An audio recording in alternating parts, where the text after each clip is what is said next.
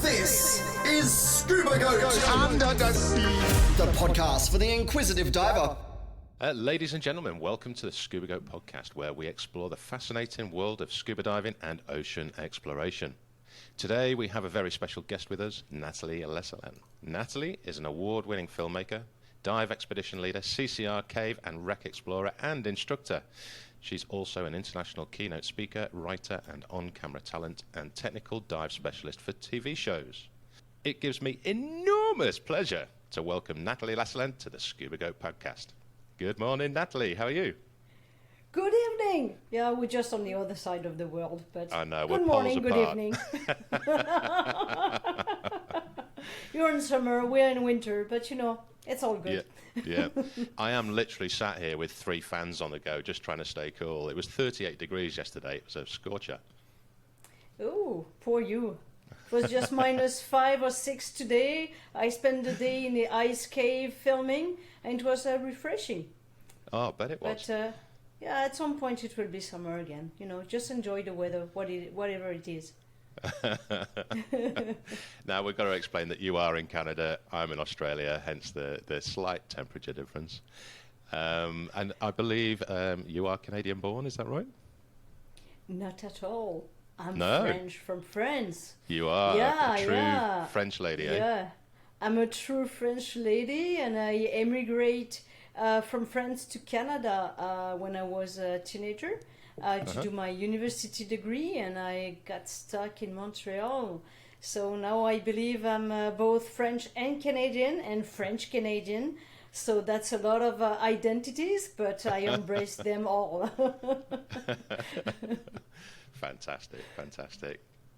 Now, for those people that don't know you, I mean, that was a quite lengthy intro, but it's a small snippet into your life as a diver and explorer and filmmaker and all-round amazing individual. So we need to expand on that a little bit. So why don't we go right back to the beginning and find out where you first started to don a mask and regulator? Oh my God. You know what is funny is that I started to be a filmmaker first. I used to work for the National Film Board of Canada for documentaries, and I always wanted to do some scuba diving, but at that time I didn't have quite the budget to do it when I was a young adult, so it took me a couple of years. And the reason why I got into scuba diving, it's kind of funny, is because I hate cold. But it's yeah, it's in my karma. And I said, you know what? I want to scuba dive because I want to do some ice diving. So that's why I started, basically. And funny enough, for me, what was really interesting in scuba diving was to be able to go further than the line of horizon to see something. You know, for example, going underground is the same thing. You can't see until you go there. So that's what was appealing to me. It was really like, okay, I need to be a scuba diver, as I need to know that means of transportation in order to see what is going on down there. So that's how I started. And I'm still kind of a young diver. I dove for a little bit more than 2 decades, but that's it. It's not that much, you know, compared to many people of my age, which I will not tell, of course. It says it all. But no, when I started scuba diving, it's funny because within a couple of months, I became a technical diver. Just because Really? I was at a quarry, and you know, nothing really passionate or interesting to see there, but I saw the bottom of the quarry, which I couldn't see. It was pitch black, and I said, you know what, I want to go there, but I don't want to kill myself. Back then there was a lot of people who died doing technical diving or advanced diving, and I was like, I don't want to be one of those numbers. I don't want to be a statistic. Yeah. No. And I said, okay, well, how does that work? And there weren't many women. And that day I saw a guy with 2 tanks on his back. And I went to talk to him and ask him, why do you have 2? Like, one is not enough? and he explained to me what was technical diving, and at that day I was like, okay, it's what I'm going to do. And on that day I believe I had something like 7 dives. That's it. And Really? I met an instructor, and within a couple of months I started the training and diving, and within a couple of months that changed completely my life. I didn't see it coming. It wasn't written in my book. It wasn't something like I want to be an underwater filmmaker in my life. It wasn't written that way, not at all. But it's just something that deep inside I had to do. And when you, maybe a couple of years after, I became a cave diver.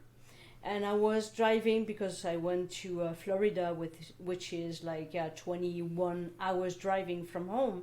And I was driving with my instructor.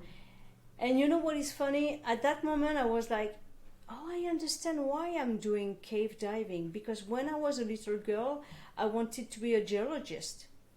But once again, back then, you know, it's not a job, you know, it's not a career and not for a woman. So it was like, you're going to do something else with your life, but you're not going to be a geologist, you know, or a spelunken, you know, it's too dangerous. So it's always something that I put in the back of my mind, and I completely forgot for years until that day when we were driving south, and it was like, you know what, it's funny, because don't even try to not listen to the person you are really, because at some point in your life it just come back like a slap in your face, and it's like, you are supposed to be that person. So just embrace it and do it, whatever it means. Wow. That's a very fortunate time in your life then, to just have that realization so early on. Yeah, and you know, it wasn't still, you know, and even still now, is it really a career to spend your time diving and filming? Is it worth it? Is it, you know, it's not something that you say, well, I'm gonna be able to see all the step, you know, and this is how it's gonna go. You never know. Every single day is a surprise, and it may work really well for a couple of times, months, years, and you may have an amazing projects. Sometimes everything may collapse, like during pandemia, but you have to go back on your feet and find something else, because there's always something more interesting or newer, or something that nobody knows about, and you're like, I'm gonna try to figure out what it is about. So it's at the end of the day, just, I think I was someone who was always curious, and I'm still that child who is curious and want to know, want to experience, wants to see, to feel, even if sometimes it can be really, really hard on your body, on the fatigue and all that. But for me, this is the definition of life. It's to live it, to feel it. So whatever it's going to be, I'm just going to go and try to figure out how to see it, to feel it, to live it, and most importantly, how to share it. Because if you don't share it, it's just like, did it, so what? Tick off the box and move on to the next one. No one else knows, eh? Yeah. But to share it, not to tell the people, hey, look what I did, you know, but to see like that place that we thought that was kind of boring and not that interesting, there is something in it. And this is what I saw, what I discovered, what I could document, and it might be of interest for some or many people.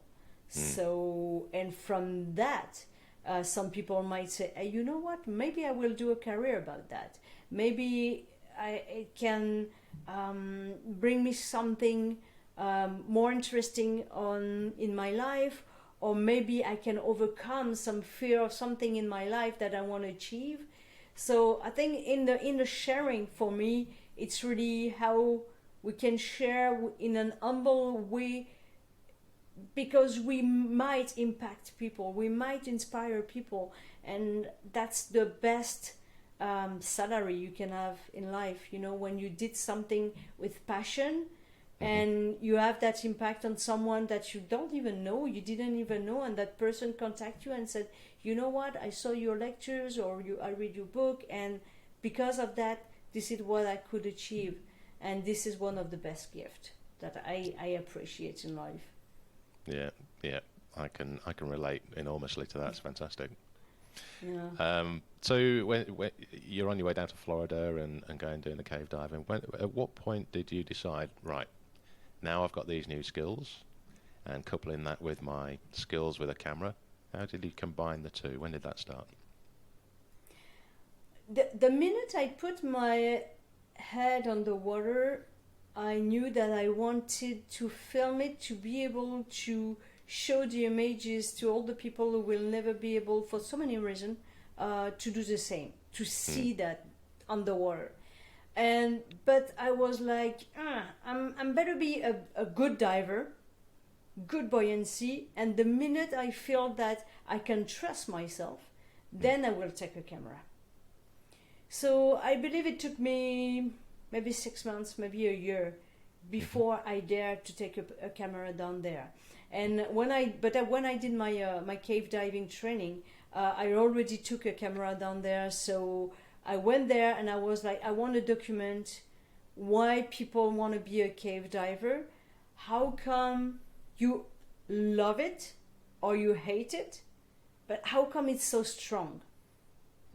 What is the meaning of that environment that is so different from one person to the other one? And then I started to do my own projects, and because I was already in the film industry, I started to film for commercial feature films, documentary underwater. So slowly, step by step, and at that time we didn't have video, it was film, so it was less accessible, affordable, and there weren't any GoPro back then, so it's like you couldn't go and okay, I'm gonna buy myself a camera. So I did to one of the big company in the US, in California, in Hollywood, to see the housings and how it was working, and how the business was, and how I could one day, achieve to do something in that specialization of underwater filmmaker. And what I was trying to get the chronology of all of the stuff that you've done, but what was the very first production that you put out there?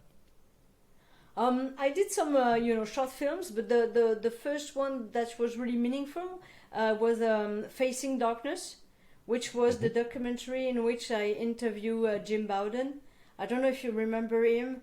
He was the one who was diving in Zakatan in '94 at the same time than Czech Exley. At that time, he broke the depth record in a cave. And unfortunately, Czech Exley died that day. And I did several interviews of the first generation of cave divers in Florida, and that film, I sold them on DVDs in 25 countries, everywhere, and it was really a documentary, just to demystify what is it about, why people they pick or portray themselves as a cave diver. It's something interesting in the industry, in the diving industry, and in the divers, because you define yourself as a diver. Oh yeah, I am a diver. It's you. Some people may say, I am a judoka, or I am. But when you are a diver, for many people, it's something you feel they are proud of. Yes, and definitely. And when you're a technical diver, it's like, I'm there, and then I'm an instructor. There is something very interesting about that community, and the bound between people and the level they're at, of how proud they are of what they achieve, of what they dare to do.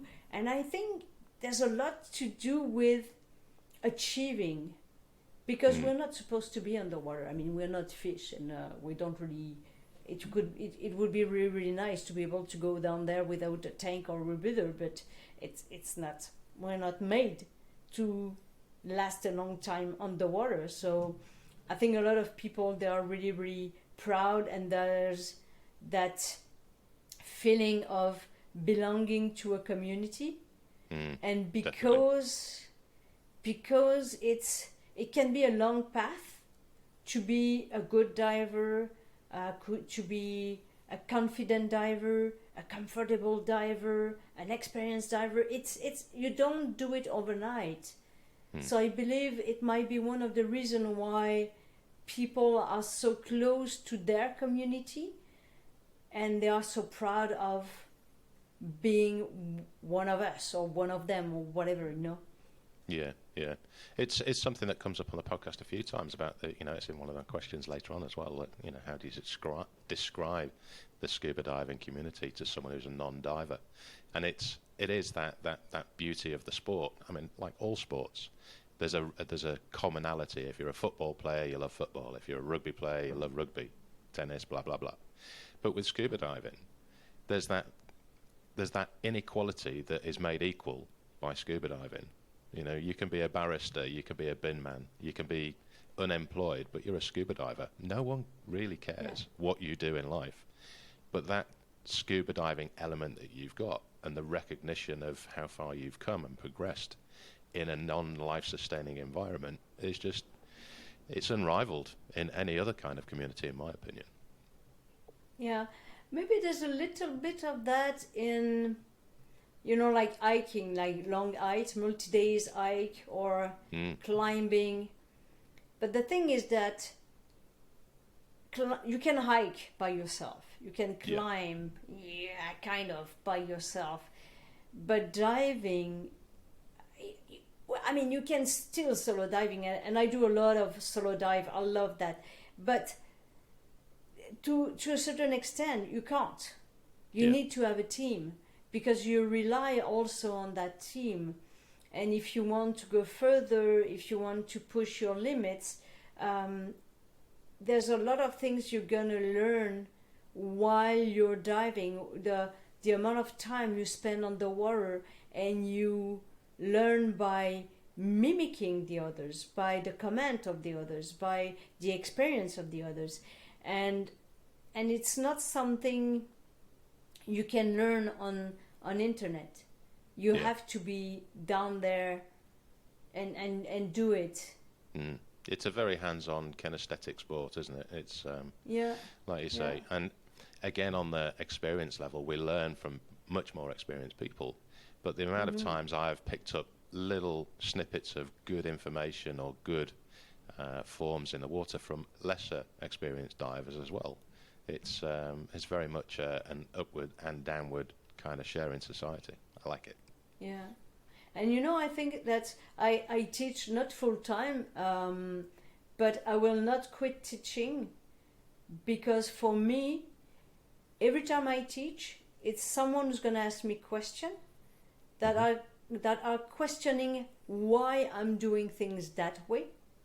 Is it still the most optimum way of doing things? And for me, it's a way of not having bad habits. And it worked 10 years ago. It's gonna work like in 10 years. At some point you are in that comfort zone that you don't want to question yourself. Like, well, I'm doing it because I'm doing it. Yeah. Because it fits me. Yeah, but what about if it doesn't fit you anymore because you're not maybe in the same shape, you're aging, you're not doing the same dive, it's not the same condition. So for me, teaching is, yes, explaining, sharing, trying to improve the students' skills, but at the same time, always I love when I have students and I'm like, gee, they are so good, what I am going to be able to teach them. And I love that, because I've got some of my students in the 2 last years, and I'm like, gee, I have to find something. Not to find something, but it's like, we all have something to improve. We all have weakness. And by finding that little crack and saying, okay, maybe the equipment is perfect, maybe the configuration is perfect, but maybe the mindset is not always perfect. And it's how to be as perfectionist and as good as you can to make everyone improve. Because when the others improve, you are improving as well. And this is something really, you know, at the end of the day, when you succeed that day, it's just perfect. It's like a good day at job. I want to pick up on a little comment that you had there as well about the mental state of your students. Now, I did notice that you are also into hypnosis. Mm-hmm. How did that come about? We are in 23, so that means 5 years ago. 5 years ago, I did a crazy project. I dove for 44 miles, 70 kilometers, from one end of Montreal to the other end in the St. Lawrence River.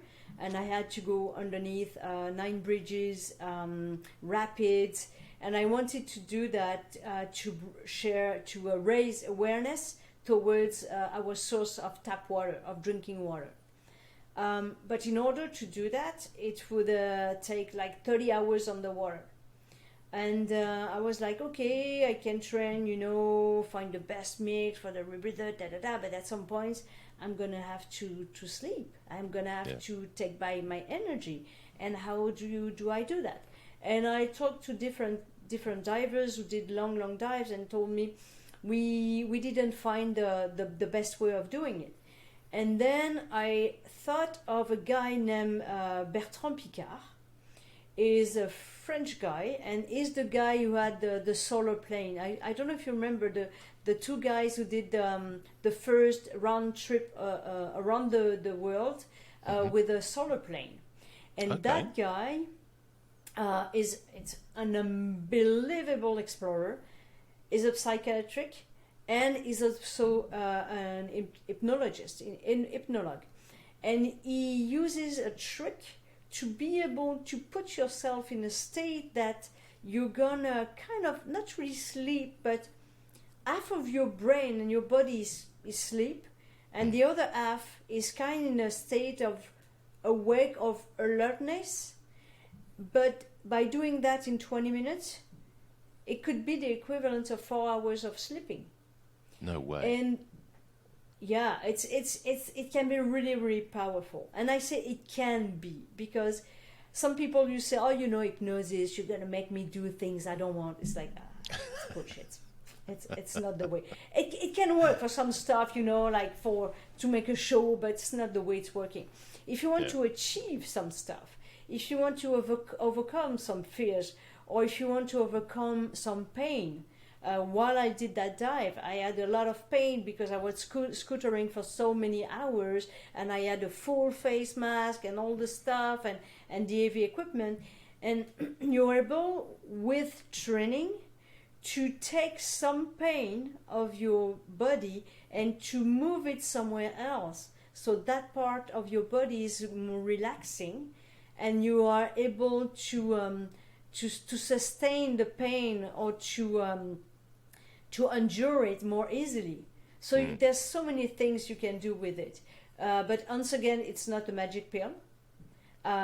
It doesn't work with everybody, in the sense that if you are not willing to let it go, to live the moment of the hypnosis, if you don't want to participate in it, it's not going to work. If you're like, you know what, it's not going to work on me. No, it's not. Of course, it's not. Yeah, but if you're like, you know what, maybe I'm not at ease to let it go, but I'm going to try. Maybe it's not going to work the first time, but the more you do it, and it's pretty amazing what you can achieve with that again. And for me, this is something, you know, in diving and technical diving, it's something that I feel, I felt that there was a lack, you know, because you can have all the amazing equipment, top notch, like the best, you know, like all the people I always make fun, like, oh, what is the best regulators? I don't know. It does not exist. For me, it does not exist. There are good ones, better ones, not so good ones, depending on what you're doing. But what is the best one? I don't know. I don't have a clue. And for me, most of the time, I say, look at all the guys and the girls who are doing explorations. Look at their configuration. It's amazing. It's amazing what they have on their back. Yeah. But what they have in their mind, what they have in between the two ears, this is something you cannot buy. That's the difference, yeah. That's the difference. Yeah. You can have a huge handicap. And I met many divers who, were disabled. And it's amazing. And I'm always impressed by what they are doing, what they can do, and what scuba diving can do for them as well. You know, and at the end of the day, it's not how strong you are. Maybe it helps, of course, but it's not how strong you are, the equipment you have, it's what you have in between your two ears. Yeah. If it's a good day, your mindset is top notch, but the conditions are shitty, you're going to go through it. But if you have all the rest, but your mindset is not there, I don't know what's going to happen. Yeah. If you're not ready to fight when it comes to that, you're not going to go through it. Yeah, yeah. So I think that's the huge difference, and I wish we had more conversation. And when I teach, I talk a lot about that. You know, like the body system. It's like, okay, do you know what your body feel? Is it, did he just argue with his wife or husband a minute ago before a big dive? It's going to make a huge difference. Did you argue before the dive or the day before? Is there something you don't feel, you're not confident with? You have to talk about those things before you do a dive that is going to be a big dive for you. Because if you don't go through that, the minute you're down there and you have a huge problem, are you going to fight for yourself and your body? Or are you going to go just leave because you want to save yourself? Yeah, yeah. So I think it's a very interesting conversation, and I had a conversation. I don't know whether I can.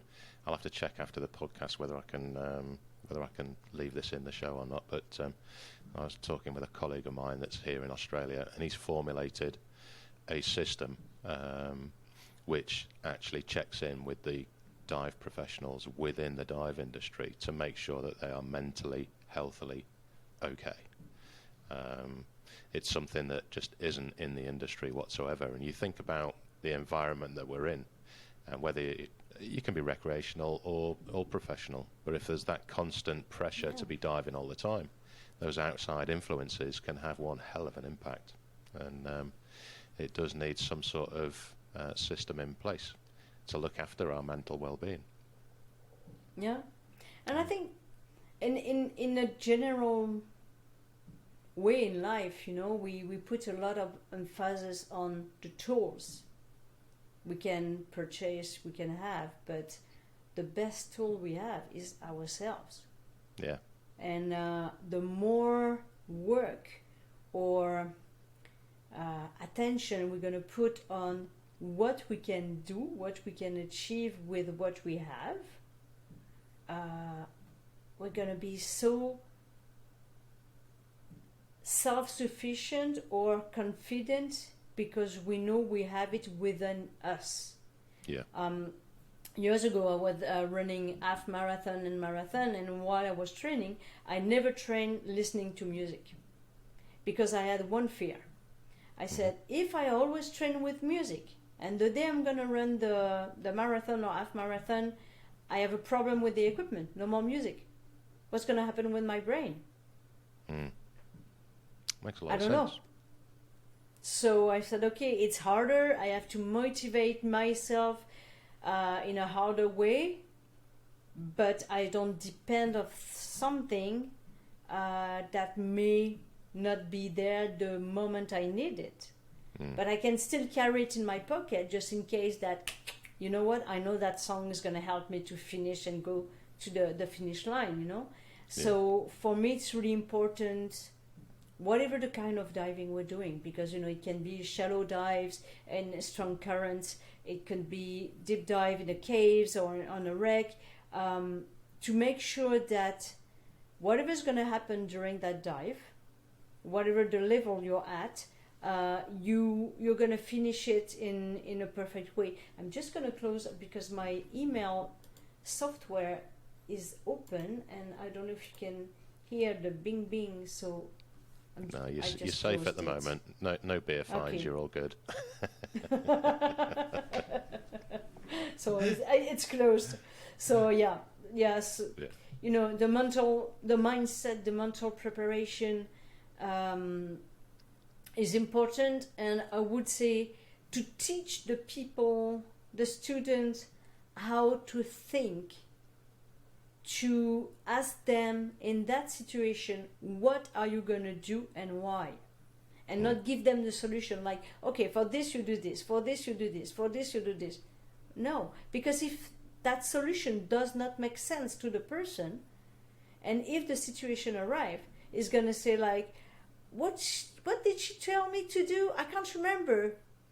But if you walk the person through how to think to find his solution, it's going to go back to intuition.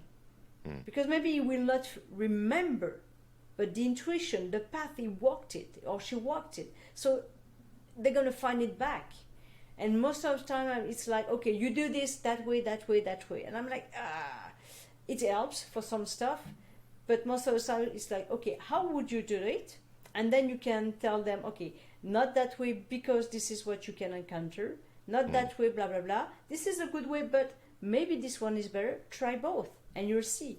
Your body will see it and you will have your muscle memory, feel it, and your brain. You know, it's like most of the time when you do something, you can write it, read it, and say it. So it's 3 ways to remember it. So there's so many tools like that that we can use, and at the end of the day, just to be a more satisfied diver, you know, because the experience is going to be more interesting. Yeah, and we have got that massive advantage that we're putting this to diving, which is a physical entity, so we can put it into practice. And practice is repetition, like you say, just brings that intuition on board and the second nature of automation, but without having to do the prescriptive prescriptive bits that you've just discussed, and being able to formulate that into your own mould. That leads nicely actually onto one of my questions that I had for you.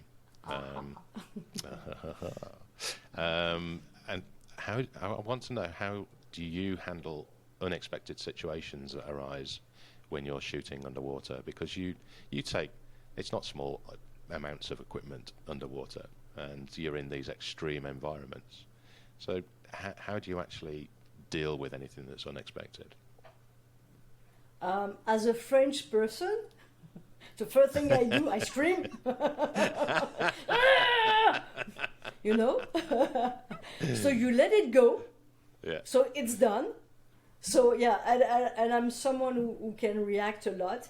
So when I'm not happy, you're gonna know it. So I might scream. It's like, what the?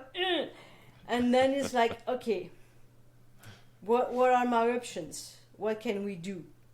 And it's just to try option 1, option 2, option 3 until they find the one that is going to solve the situation.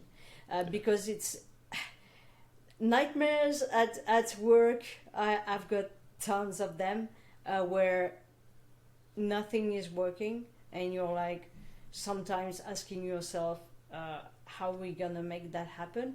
Sometimes it can be weather, because the weather is not coping, and at the end of the day you can't control it.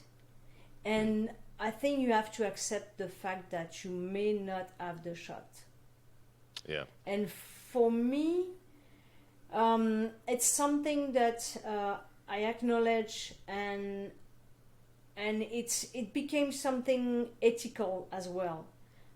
What I mean by that, for example, regarding marine life, I'm the kind of person who made the decision that I may not have some shots because I know my interference with the marine life is something that I don't believe in or I'm not comfortable with. because I don't think it completely respects the animal. So this is my line, and it's completely personal. I mean, some people have the line somewhere else. So yeah, there are some shots I didn't get, and I was like, I could have. Yeah. Coulda, woulda, On shoulda, the but other, yeah, coulda, woulda, shoulda, but at least it's in there, and you've got that memory. yeah, but on the other hand, it's like, you know, you have to work until until it's not safe anymore. And that brings me to something else. You know, what is safe? Go for it. What is your tolerance to risk? What is your view on what is dangerous and what is not? We don't have the same definition. And I learned it in many shoots, either in really strong current, cold, dark waters, for shipwrecks, in the Arctic, or in my expedition when I traversed Montreal. What seems to be really dangerous from one of my team members, and what is the limit they will not go beyond, it's not at all the same than the one I have. And this is based on what experience do you have? How do you feel this morning to face that situation? So whenever there is, you know, something really unexpected, if it's something that it's kind of too much, I'm going to scream. Or if it's something that, really? How come this is happening? You know, it shouldn't have, because we could have planned it. I'm going to scream for a couple of seconds. I'm not going to be a happy cookie. And then it's like, okay, so now we can do this. On the other hand, when it's something that no way we could have planned it, or if it's not like a human error or something, because we were not that focused. If we're not that focused, I'm not going to be happy. But if it's not because of that, I'm going to be on that resolution problem. Like, okay, let's find, there's a way. There's always a way, and we will find it. Yeah. Maybe we will not achieve the result we thought we were going to achieve, but we're going to be pretty close. And we're going to do whatever we can to be close to the result. Yeah. Because if you, I think, and it's once again, it's a question of mindset. And I think there's two compartments there. Sometimes you can leave your emotion and just, you know, scream or like, or really, you know, and not be happy for a couple of seconds and blah, blah, blah. And then just emotions go in the box. It's not the moment to have emotion, because they're not going to serve you. And you will deal with them later on. But okay, you have that 5 seconds, like, you know, like any diver who at the beginning of a panic, like, okay, you did it, stop now. You know, stop, hold something, look at a point, and okay, now what is the solution? Step 1, step 2. And then I try to go in that mindset of a robot. I have a job to do. Yeah.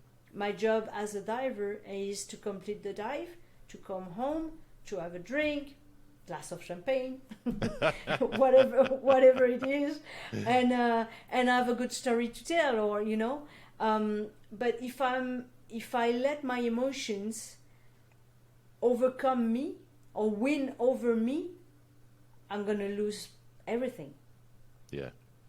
So when there's a situation, depending, I'm gonna, you know, react for a couple of seconds, and then it's like, okay, let's find a way. Yeah.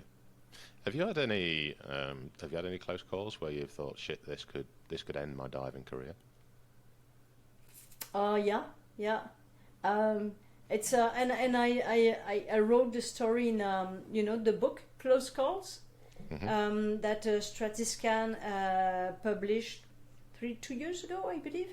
So it's a collection of stories from many explorers in the world, and my story is kind of awkward one. When I did the traverse, everything went wrong. Really, we had all kind of problems, so I had like 70 kilometers to dive, and just maybe 3 kilometers before the end of the dive, we were something like 12 hours later than planned. Everybody was tired, and everybody thought that I was the person who was going to have a problem.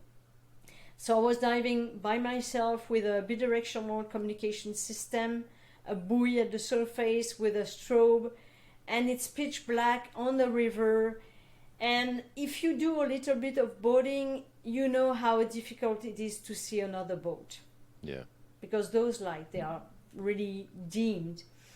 And so everyone is looking at my buoy, just, am I okay? And at some point said, okay, we're going to have to switch the scooter. So they asked me to come to the surface. And at that exact moment, there was a big tugboat just coming towards us. And we were in the middle of the seaway. So basically, the minute I arrived at the surface, my own boat pushed me out of the way by pushing on the canister of my rebreather.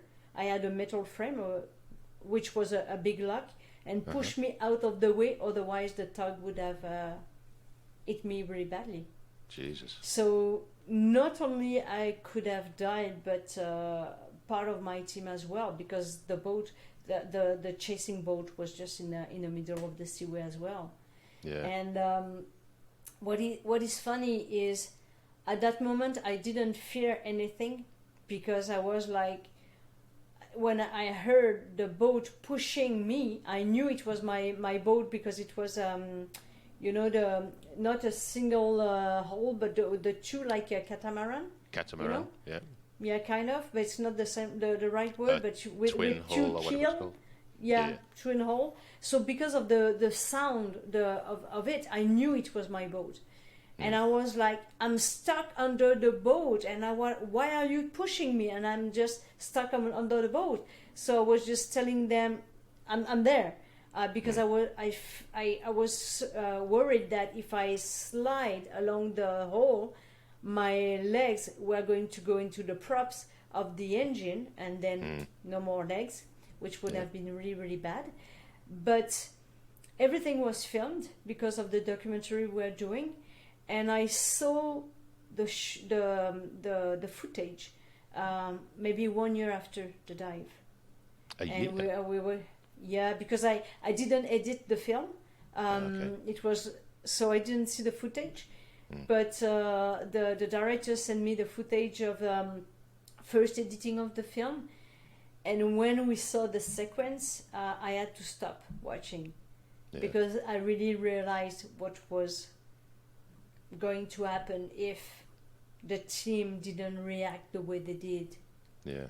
So it would not have ended my career, but after that I took my license for a boat captain, my commercial license, because I wanted to know more about all that and how come we made such an enormous series of errors. But honestly, if it has been the last day, it would have been the last day. It's I'm the kind of person who really think that if I die tomorrow, I'm not going to be happy. But gee, I can't complain. I saw and experienced so many things that I can't complain. So I'm That's gonna because keep you're doing doing everything it. you get the opportunity to do it, you're doing it. Yeah. It enriches your life. Yeah, and for me, it's not about what you possess. It's really about what you experience, what you can. It's kind of building your memory or experience, and So, no, I think as long as I have the energy and the passion, I will keep doing the kind of diving I do. And when I will be really old, then I'll do more blue warm water diving.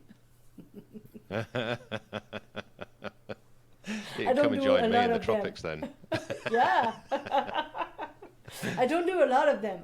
In the cave, it's not, it's most of the time it's pretty warm but no, I think I do one expedition per year where it's really blue, warm waters. But funny enough, it's not in my comfort zone, because diving with one tank in the blue ocean, I'm like, something is missing. Ooh. Oh, good on you. Good on you. Hey, since we're talking about the river, that's another question I had for you. Can you talk in more detail about the documenting of the St. Lawrence River and what awareness or what drew you to this particular location?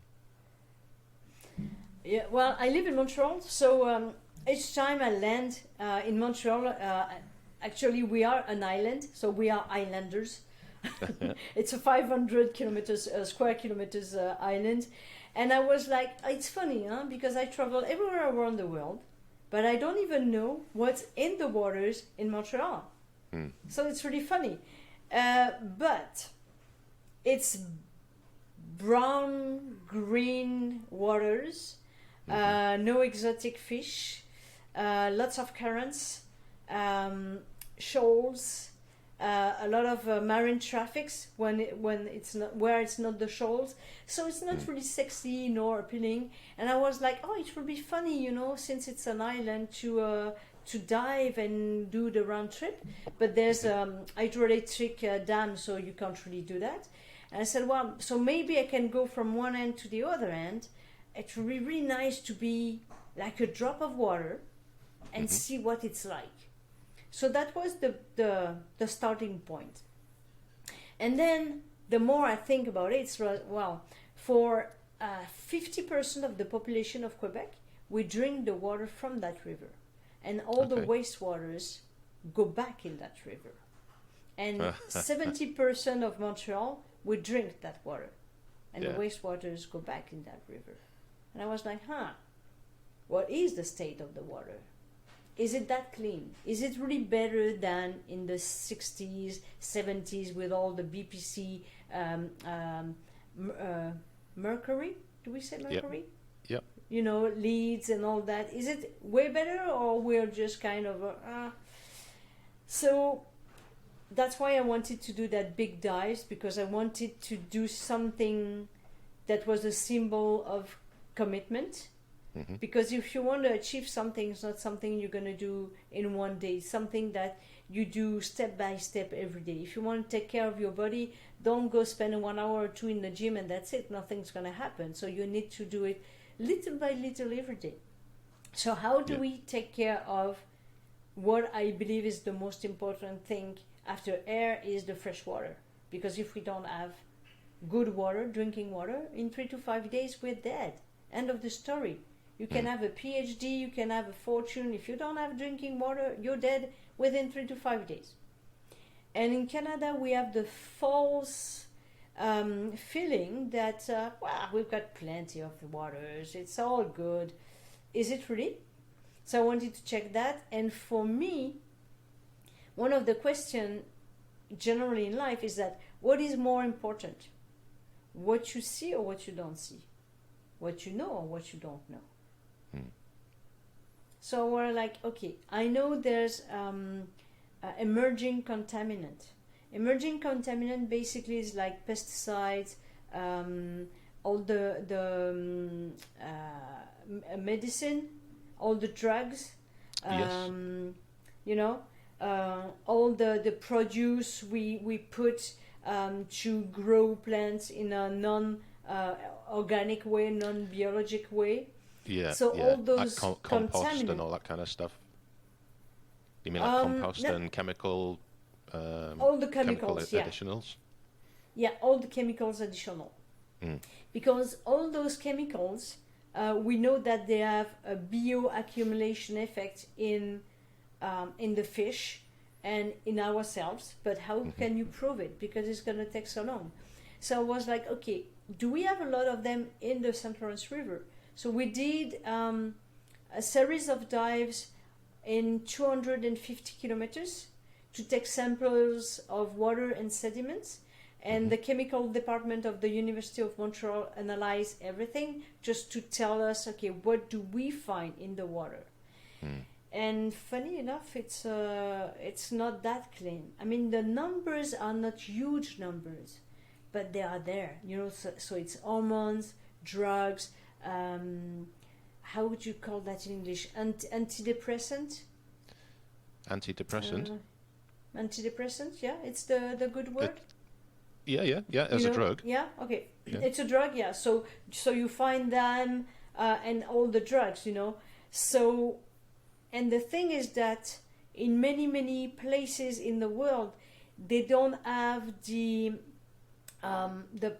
plan to remove those contaminants from the water, because you need to use ozonization, which costs a fortune, of course. So that's one of the things I wanted to raise awareness about. And the other thing, which is easier, is the plastic pollution. Yeah. So we started to do cleanups, and so far we removed, just in Montreal, 13 tons of debris, plastic, tires, aluminum can, beer can, cup of coffee, all kind of stuff like that, bicycles. And because it's the source of our tap water, it's something really, really important for me. So... You know, it's not big expedition it's not an expedition to do some cleanups, you know. But at the same time, you're in the murky waters, you don't see your hands, and you're just, you know, filling stuff, and you don't know what it is. And you just remove them, you know. So sometimes we find some weird stuff. We found some rifles, some guns, and some bags, and you're like... Oops! So you don't never know what you're going to find, but no dead body, so we're good so far. Good, yeah. Now, obviously, you're heavily into the photography and videography, documentation, etc. But so one of the clear questions has to be, you know, how do you see the role of photography and videography in raising awareness about environmental issues? Photography is a wonderful way to capture one single moment. You know, it's a fraction of a second, so it can be really, really powerful in that capturing that precise moment. We often say that a picture worth 1,000 words. At the same time, nowadays, every pictures can be modified in a way that they are not true anymore. Yeah. So I'm not sure in the future if I'm still gonna see image the same way. I don't know. I'm ambiguous about that. You know, with AE at the same intelligence, artificial intelligence as well. I don't know how it's going to become, but so far, so good. It's an amazing tool to show a proof, not the proof, but a proof of, or a sign of what is going on down there. So it's still the best medium to show to the people that are going to go there or not, what we can see in that 70% of the planet. Do you think? You know, do you think with everybody having a camera nowadays, that it kind of photography is slightly diluted as to what it used to be, and that videography is kind of the one that you can't really effectively cheat on what you're displaying as much? It's funny because, you know, most of the videos that are being watched by numbers are not the best ones. Yeah. It's not the quality that, you know, you can have like hundreds of thousands of click or views on videos that are not that meaningful. But it's still the best tools because it's so quick, you know, and an image can stay in your brain for so long. So yes, it's diluted, but at the same time there is always that picture, and we don't know who's going to take it. Maybe it's just the youngest amateur that was just there at that precise moment, and good for him or her, you know, it's perfect. But there will always be that picture that will reach something in your brain or in your art that's going to make a difference. Yeah. No, I see that. Very true. Yeah. And at the same time, you know, I'm not the most active person on social media. I don't post a lot. I don't watch a lot because sometimes I have to clean my eyes. Yeah. You know, because if I see too much, and sometimes I go in some, you know, diving a place, and I don't want to see images from that place. You know, it's like I always say I'm a really bad tourist. Because if I saw pictures on the internet, I'm like, why should I go there? I saw it on the internet. I read the review, the stories. Where is the surprise? And I want to have the surprise. So I'm like, On the other hand, sometimes I can see one picture and I'm like, oh, this is something different. Take me there now. Take me there now. So it's not black and white. It's a mix of the two, you know. I agree with you as well. I mean, I'm not. I would say I'm not that active on social media anymore. I tend to do or use social media for announcing the podcasts, and you know, once my travel agency's back up and running in full swing, it'll be adverts for that. But for my personal side of things, like Instagram and Facebook, all that, I very rarely post stuff for me now. I just got bored of wasting my time doing it. Because it's so time consuming, you know. It is. And it's funny because when you are kind of a public figure, you have to be there from time to time. And I'm really bad at that, really. But sometimes I'm like, okay, if I don't put something, people are gonna say like, she's not doing anything anymore. And it's like, no, it's because I'm too busy doing stuff like that I'm not there, you know. But it's not how it sees, you know. So it's something that is in our life, and we have to you know, to deal with it or play with it, or you know, it's part of the game. Leave the kids to it and get on with what we want to do. Hey, let's. I know. I want to know all about your exploits during COVID. During COVID, it's COVID was really an interesting moment. I am really lucky. I didn't suffer from it because of the way I deal with everything that is not predictable. So I always have backups if something happened. I didn't see that coming, of course, but in being always exposed to something that may happen that you can't control, I believe I was more prepared. Okay. That being said, of course, I had tons of flight tickets that I just, you know, made confetti and with them. But that brings me to my dearest project, actually, that I started during COVID, which is called the Eye of Quebec. And the Eye of Quebec basically is one of the features on the planet that the astronaut like to photograph it's basically the fourth biggest impact crater on Earth that has been filled with water because of a big hydroelectric dam in Quebec. Okay. So you have a shape, there's an island in the middle, and you have the round shape and the river that give waters to the dam, and it covers a surface of 1,972 square kilometers. Wow. So it's really huge. Yeah. And on top of that, that's a delivery.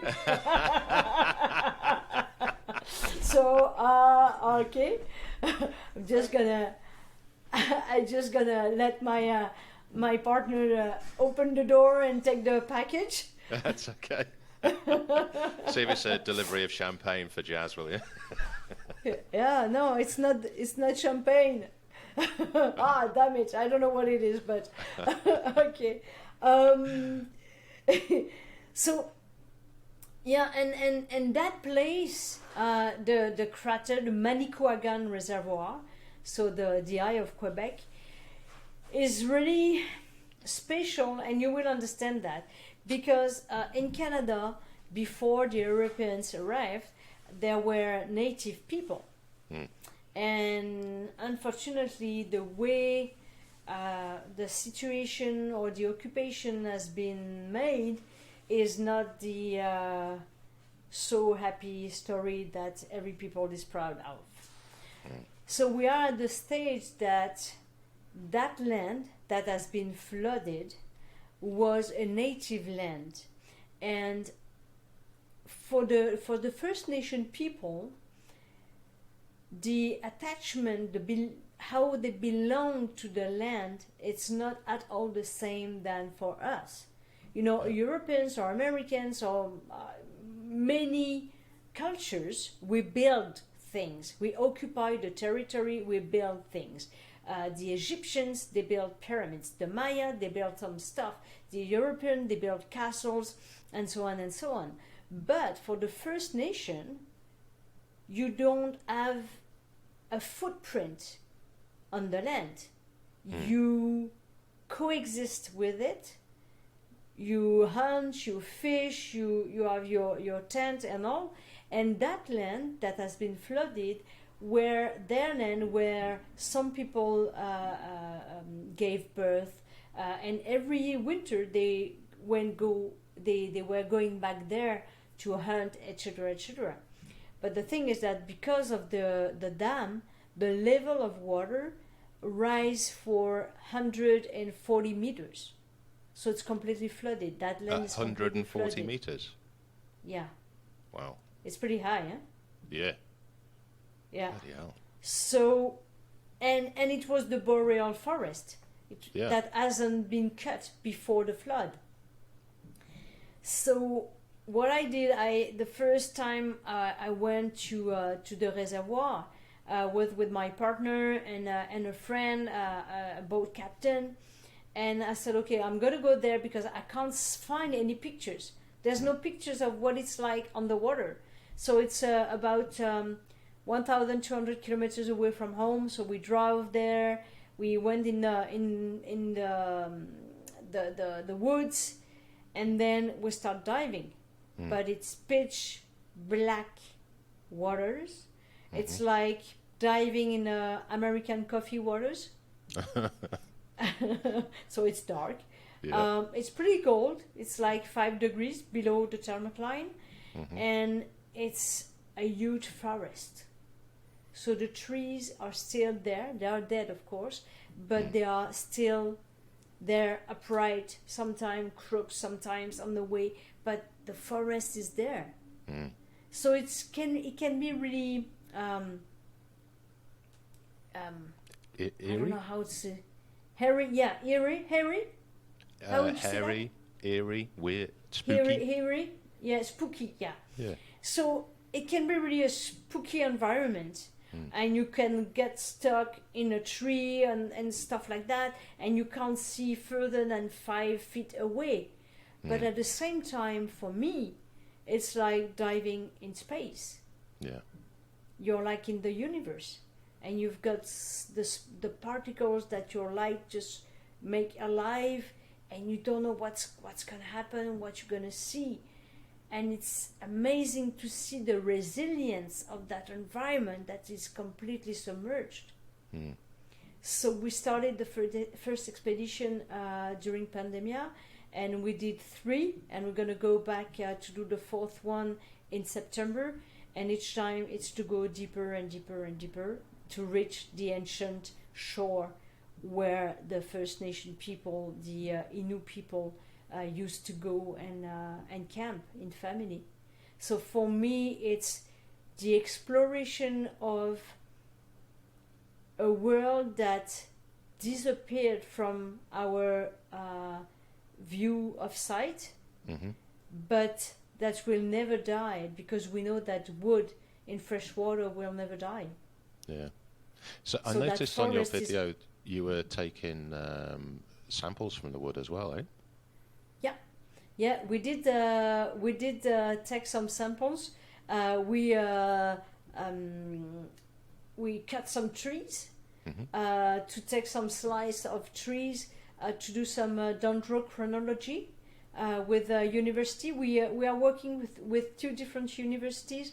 It's one of the things that I love as a scuba diver, is to do some citizen science, some people would say, of it can be archaeology, citizen science, and working with scientists at universities who have all the tools you can dream of, that are going to be able to understand and analyze what you see underwater. So we work with them, and what they're going to do with those analyses is to have a better history of what that forest went through during the years, during the past. And it's a good tool to study history, to better understand the future and to prepare the future. For many, it's not only for the forest, but for many, many aspects in life. If you go back to what happened in the past and you study that, you better understand how we may react the same way than in the past, redo the same thing or the same shit again, or act differently to have a different result. Yeah. So for me to work with scientists is really, really important, because it's it's a way you can contribute to knowledge that is way beyond yourself, to better understand, and then to better show why it's important to document those kind of environment. Yeah. And how the evolution, okay, you flood a forest, what is the effect on the fish? Can they adapt or no? What is the effect of erosion? Is there an effect on the land on top, on the deer and all the wildlife around, and of course on the people. Have they come back with any interesting results from the samples that you took so far? I know it's an ongoing thing with you going back, but yeah, I know they're gonna publish some stuff in June. So until June, we can't know anything. Oh. You know how they are. Eh? It's like it's going well. But most of the time, when we work with scientists, it takes anywhere between 1 year to 2 years before we have the result. And I completely understand them, because they're gonna publish the result. So if they don't go through the entire process, some people may use that information, but not with all the nuance, and so we don't have the result of those samplings now. We'll just have to wait until June then, eh? Exactly. Okay, moving on. Another question for you. How do you balance the technical aspects of underwater photography with the artistic and creative aspects of your own mind? How I balance the technical aspect and the creativity?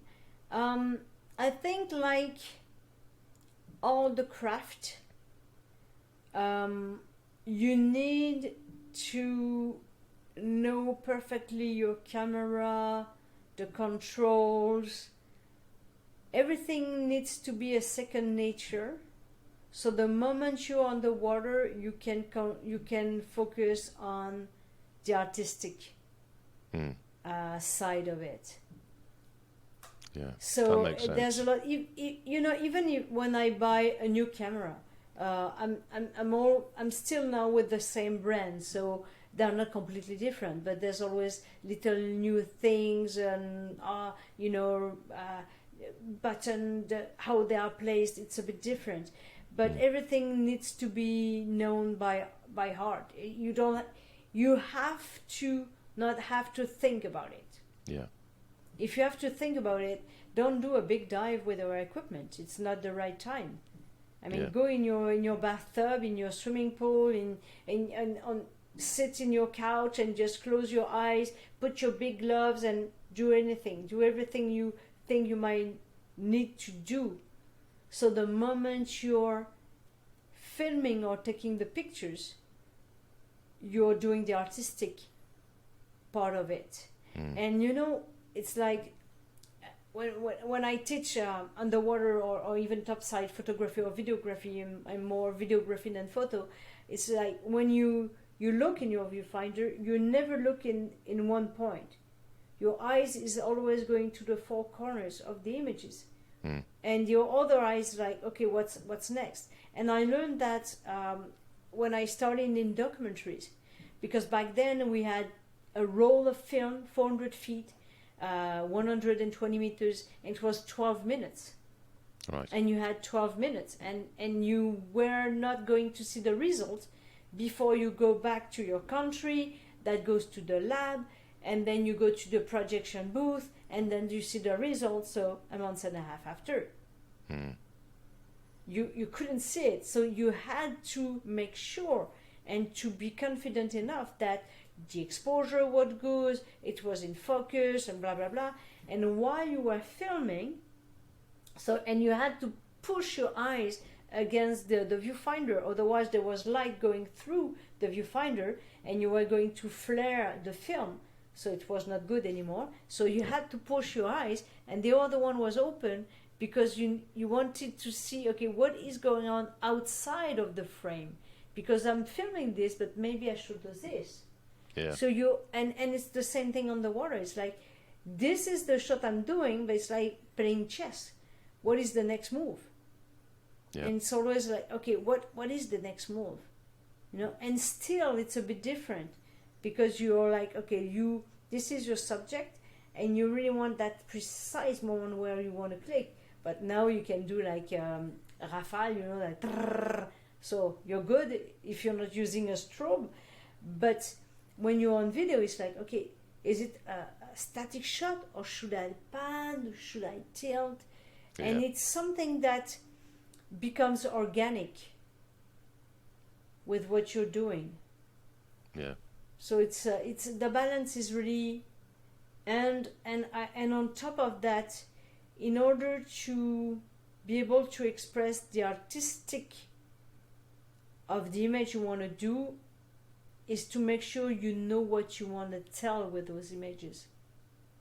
I remember years ago, I did a film in Alaska, a documentary, and the minute we arrived on the liveaboard, the captain told me, well, we were supposed to go north, but we're going to go south because we're going to have the storm of the decade. And I was like, oops, all the research I did, all my contacts was up there, not there. Yeah. So you take your script and you can do this. And I was like, what do you want me to do? Yeah. So I was screaming for a couple of seconds. Get that out of the way. No! Get out of the way. And it's like, okay, wait a minute. What do you want to say with that film? What is the meaning of that film? The true meaning. And then it's like, okay, each time we were going to a new location, this feel the purpose of the film. This, because when you know what you want to do, it's the same thing when you plan travel. You plan travel. If you don't plan anything, you're going to arrive somewhere, okay, it's nice.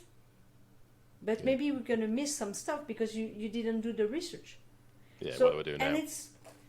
And it's a balance of let's be open to what life can bring you, but be prepared to what you expect, what you would like to see or discover or experience or whatever. So it's really a mix of the two. So make sure you know the technical. Same thing for technical diving. Everything needs to be second natures, muscle memory, and then you can focus on what you want to do with that dive, with that filming. There's a lot of a similarity in those two highly technical domain. You're literally echoing some of the comments that I got when I was talking recently with Nicholas Remy, who's an award-winning photographer, and he's just starting his own online business, coaching people. And he says exactly what you've just said about the practicing with the camera above the water's surface. As you mentioned, get your camera out, put your gloves on, put a blindfold on, do it on the sofa, whatever. And he said he learned more, or he does learn more, by doing those practice moments than what he does any time in the water. Purely because he's wanting that second nature, auto response time. You see something, a slight change, whatever, as you mentioned, one eye's here, the other eye's there. I get this. And the body just does. And it's got to be that practice that puts it into place, eh? Yeah, and it's the same thing that any high-level sport. When you think of the skiers, they close their eyes and they see. Same thing cycling, they know, and they relieve it. When I do auto hypnosis, it's what I do. I envision, I see my dive, I live my dive, I rehearse my dive, what I want to do with that. And because when you do that, you're like, okay, so this might go like this go, no, that doesn't feel right. And by rehearsing, it's the same thing with the configuration of your equipment. Sometimes you just put it on you. It's like, okay, because it should be there.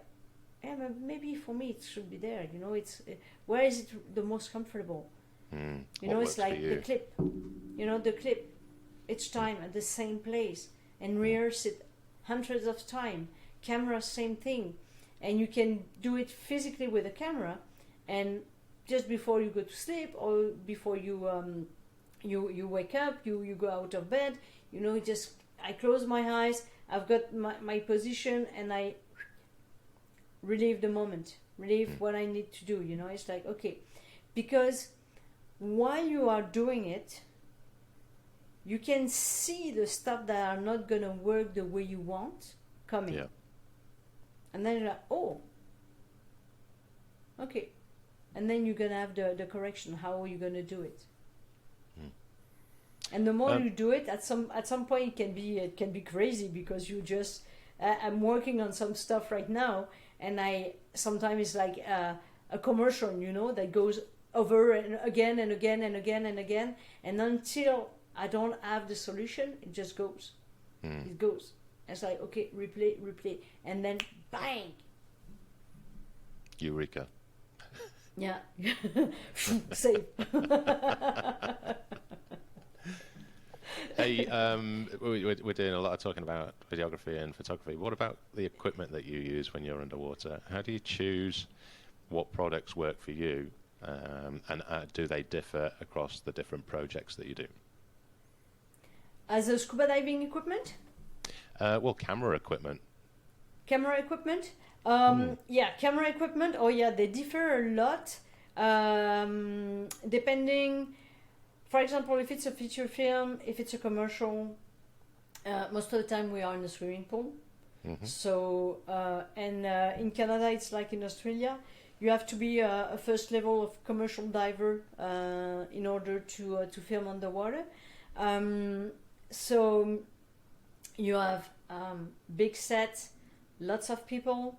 When it's a commercial, you've got the clients, you've got the agency, you've got the production company, you've got the director. You are the DP, the director of photography, or you have a topside director of photography, and you're doing the underwater work. And then you have the talents in front of you. You've got the electrics, the team for machinists, for all the big parts, the safety divers, the medics. So it's a huge team. Most of the time we are like 70%. Really? It's huge. On a feature film, a crew, because we've got the costumes, the makeups, hairdresser, so many people. And what is funny is that so you've got big cameras, of course. You don't do the focus yourself. It's the assistant who is most of the time at the surface. So as a filmmaker, as an underwater camera person, you're kind of by yourself underwater. You're with your assistant with bidirectional communication, and everybody on top, blah blah blah blah blah about what you're doing, and then you try to have the most fluid communication with them to make sure that we have the proper shot. And what is funny in feature films is that most of the time when you're doing the prep, so you have the scouting of the location and you explain how it works and blah blah blah. Most of the time it's the first time they're going to do that kind of shots, and they say, okay, so we're going to start the day with the underwater shots. But it never happened that way.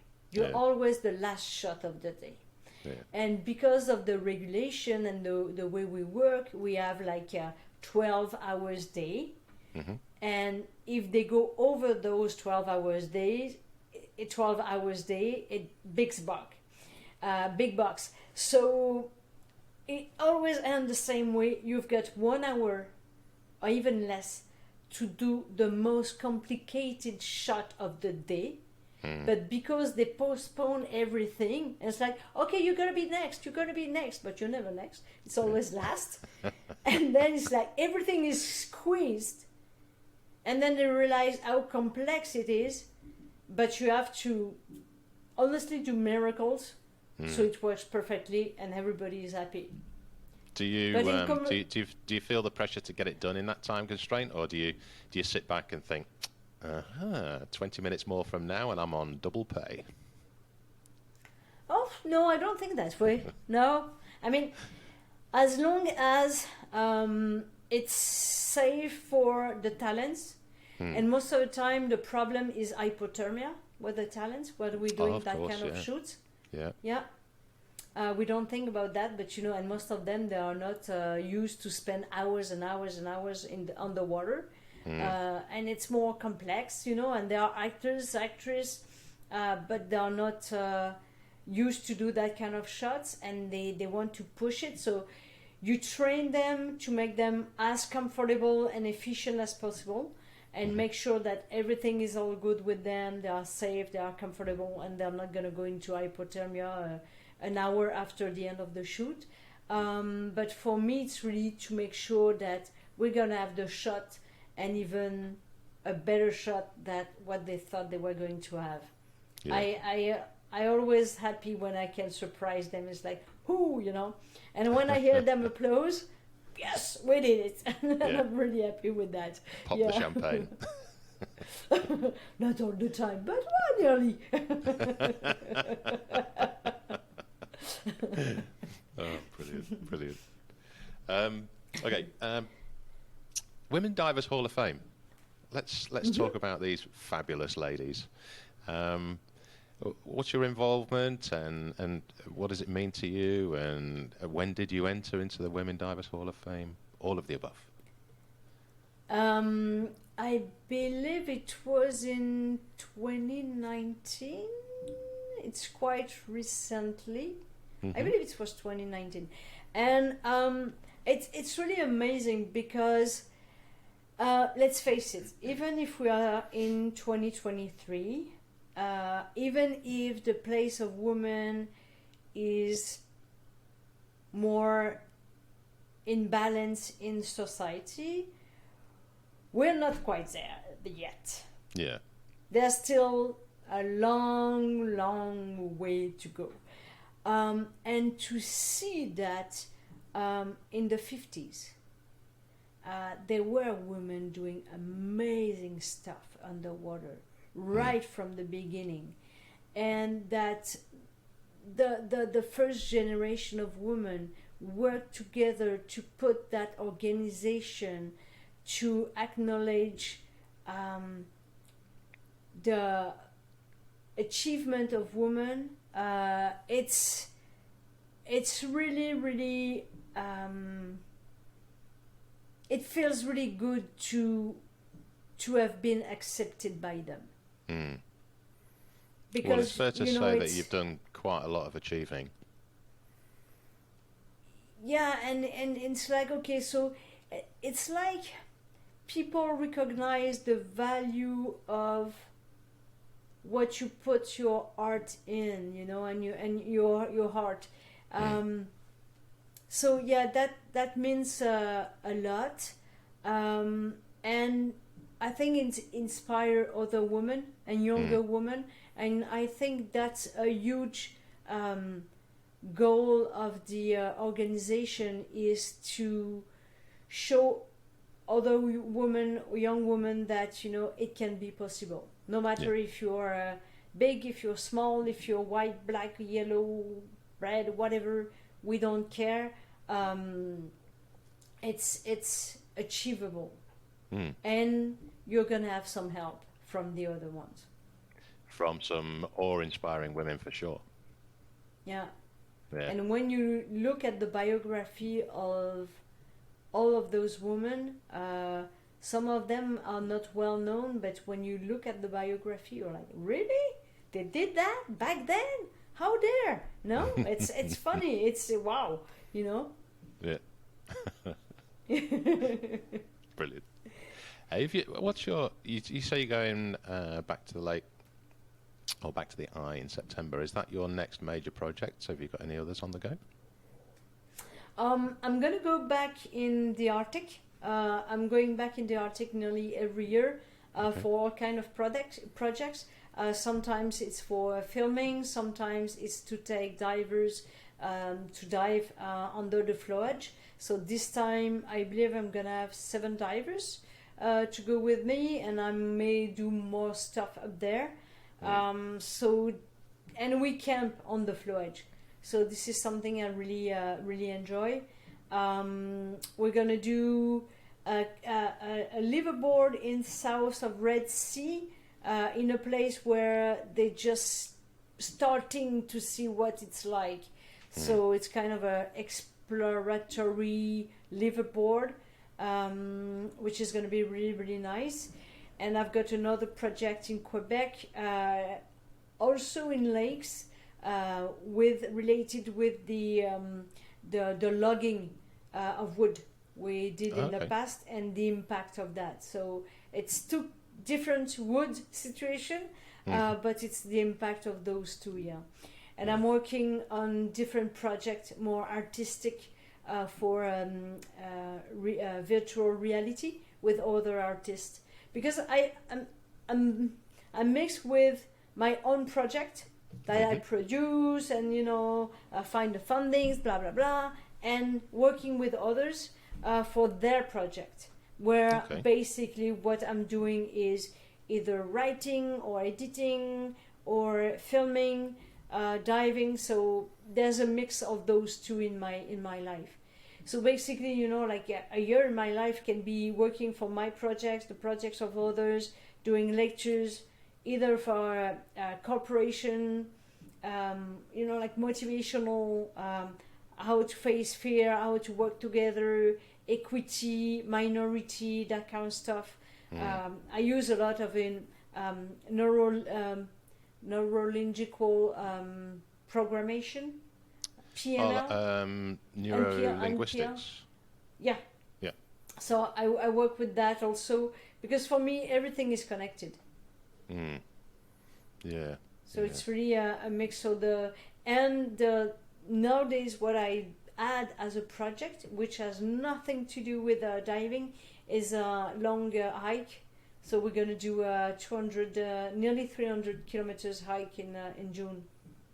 And it's something I really enjoy, because I just have, my house is my backpack.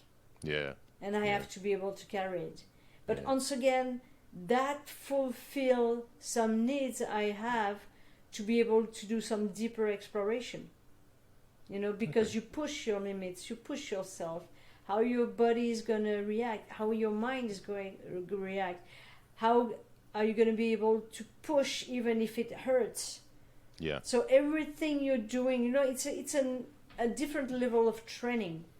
Because if you want to do some push dive, if you want to go further, whether it's deep or cold or out currents or tight place, it's not going to be comfortable. So for me to do different activities that takes me out of my comfort zone, physically or mentally, it's so important. Yeah. Because it's how you can improve. Yeah. Where are you doing the hike? It's going to be around Lake Tahoe, near the border of California. Okay. And funny enough, you're going to laugh maybe, it's the worst year of snowfall. They had 12 meters so far. Bloody hell. 12, yes. So we're not quite sure how it's going to go, because it was to be even if it's in June, it's supposed to be a summer hike. Yeah. But now it's might be a snowshoe hike. Yeah. So it's changing the game, but it's going to be really interesting. That's going to be very interesting, and it'll certainly push your boundaries.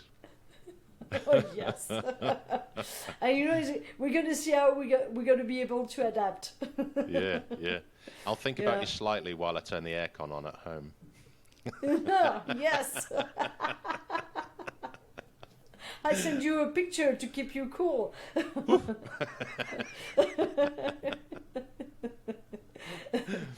Oh dear. Hey, what I should have asked, you know, when we were talking about Women Divers Hall of Fame, have you yourself faced many challenges as a woman in the male-dominated field? I mean, you've got, you know, as a camera woman or camera person, camera person nowadays, as a camera woman, you must have entered into that industry heavily outweighed by male. And then you're into the dive industry and you're doing all of this exploration and deep and fascinating documentaries. Again, it must be heavily weighted on the male side. So have you personally had an uphill battle to overcome that indifference? How to answer that? And you're kind enough not to mention my size. Well, yeah. Well, I didn't want to say that you could probably sleep in your backpack. But yeah, I could sleep in my backpack. So, yeah, and you know, it's funny because it's always the same thing. When people see me, it's like, she can't do it. Even nowadays, when people don't know me, it's like they doubt it. And then within a couple of minutes or hours, it's like, okay, it's done. You know, we're just human, we're just person, and I'm gonna do the job. But I had really bad situation where it wasn't fun at all. And you know, when people tell you stuff they shouldn't, but you can't control the others. yeah. So if they are not comfortable with the fact that you are a woman, for me it's their problem. Mm-hmm. You know, in a sense that I'm not stealing your job. I'm doing your job, and there's room for everyone. I'm gonna do it maybe differently. And possibly maybe better. sometimes better, maybe sometimes not better, but it's going to be different, and I'm going to do it, and there's room for everybody. There was some situation in which, for documentary purposes, I remember we did. It was for UNESCO back then, a documentary about the condition of women in the world, and at that time I was a camera assistant. It was in film, and the camera person was a guy, and he's a friend, and but there was some sequence, some little girls he couldn't film because those little girls were victim of prostitution. Okay. So that no way he could have filmed them, so I filmed them. So in some situation it's a plus, it's an advantage. In some situation you just have to overcome what other people might think, but at the end of the day, except a couple of situations where it was not fun for a couple of minutes, I made my way anyway. Yeah. You know, Well, I think because I always said, you know what, if you want to open the door for me, thank you, but I don't need it. But if you're doing it, I will appreciate it, but I don't need it, and I don't ask you to do it. Yeah. And if I'm here, it's because I'm going to do everything. So I always carried my own equipment. I remember when I dove at the beginning with big twins, way too big for me, but it was the way it was. You know, even though my first wing for my twin, I remember Lamar Ayers told me the first time I did my training in cave, he told me, you look like a remanta, because the wings was just too big. And I'm like, I'm just too small. But I'm doing it. You know, maybe it's not the most nicest piece of equipment on me, but I'm going to do it. Yeah. You know, and at the end of the day, I will go from A to B and B to A, and that's it. And yeah, I may breathe much more than the others to do some stuff and work harder, but it's, for me, it's I'm just one of the boys, one of the girls. I don't make a difference. Good. And at the same time, however, I really enjoy to put together a team of women to do stuff, because I feel that we still need to do it just to show that it's possible. It's not better. It's different. It's not better, but it's possible. You know, it's just everybody can be autonomous. And you know, there are some guys that are bullying by women or other guys. You know, it's not something just women, and some minorities have issue or problems. And for me, it's just, you know what? We're just one of the other, and we're all different. Yeah. That big woman, that small, tiny guy. But if you want to do something, you will find your way of doing it with your weakness and your strengths. Yeah. And the rest, well, you know, if I've got a bad comment, it's like, okay, it's a bad comment. Yeah. I dare you. Ciao.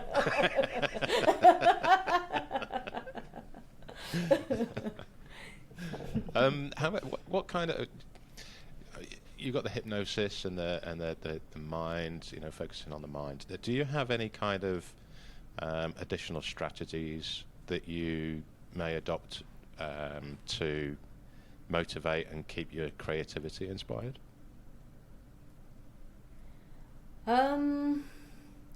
Yeah, well, for the creativity, I think being curious about all kind of arts.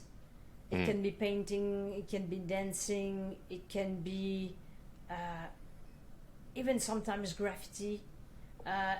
You know, all kind of creativity by others. One of the things that I love is to listen to TED Talks. Yes. I had a chance to do a TEDx here in Quebec, And I was really happy to do that, because I remember when they first started with TED Talks, I was like, wow, this is amazing. And back then, every single day I was listening to one TED Talks per day, and I wasn't choosing the topics. Just Once go through again, them. it's like, okay, just I go through them. Sometimes I was like, oh, okay, well, doesn't really touch me, but it's like there's always something different to learn, something different to think about, a different way, a different reality. Even sometimes, with the globalization, it's funny because we have access, for example, to comics, but from so many different countries. And I love that, because their reality is so different from mine. But when I listen to them, it's like, I never thought of that way. That's interesting. And all those point of views, for me, it's the richness and how you can just change and evaluate in your art and how you're going to do things. Yeah. So the inspiration can be, and from so many different things. Sometimes it's just to see someone that is not well equipped in life and struggling but succeeding. Yeah. And you learn from those people. You do. You They learn stick in from mind, them. don't they? They stay in your mind. So, like you said Yeah. about the photo Yeah. earlier on. Photos do capture. And the you're mind like, stay there. they don't complain, they don't settle down, they keep fighting, they keep doing it, and I have a lot of admiration and respect to all the person who didn't have the tools to start with in life and achieve some stuff that may not be there for most of the people, but for them it's like, how did you do that? Yeah. You just keep doing. So this is something else, and it can go from that to how the First Nation people in Canada, how they always laugh. They laugh all the time. They always joke, and it's funny because they suffered a lot, but it's funny how they are. And sometimes it just bring you back to the level of ground, the level of earth. It's like, okay, whatever you're doing, keep your 2 feet on the ground and just enjoy. Even if you have a bad day, a bad dive, you try to achieve something and you didn't succeed, you kind of failed that day. It's like, what, you will have a second chance. You're still there to do it. Is it fair to say that these experiences, the TED Talks you listen to, the Indigenous people that you come across and laugh with, is it those kind of experiences and people that inspire you to pass on inspiration into others to take notice of the environment and ultimately try and look after it better? Oh yeah. I think they are a big part of it, and regarding the environment, I always said to the people, because we often hear, do that for future generation. Yeah. And I must admit, I don't understand that sentence, and I don't say it, and I even tell the people, I don't do it for future generations. And it's simple, because I don't know them. And since when do you do something for someone you don't even know exists? It's like having an objective that is completely out of nowhere. If you want to achieve something, you need to be able to quantify your objective, to give you a deadline and give you the tools to do it. If you don't have a deadline, if you don't have a quantity or how you're going to do it, you're not going to do it. So for me to say that, I understand, and I understand the sentence, but for me it doesn't make sense. And I tell to the people, the reason why I want to take care of the environment is because I know I'm going to get old one day, hopefully, and I want to be in the best possible health and state of mind I can. And the only thing I can control to have that is to take care of my environment, what I eat, what I breathe, what I have around me, how I'm going to take care of my mental health as well. And this is really important. And if I take care of my environment, if I do cleanups, if I avoid to use chemicals, if I do that and I have a cleaner environment, maybe my neighbor is going to say like, oh, that's true, right? It's nicer.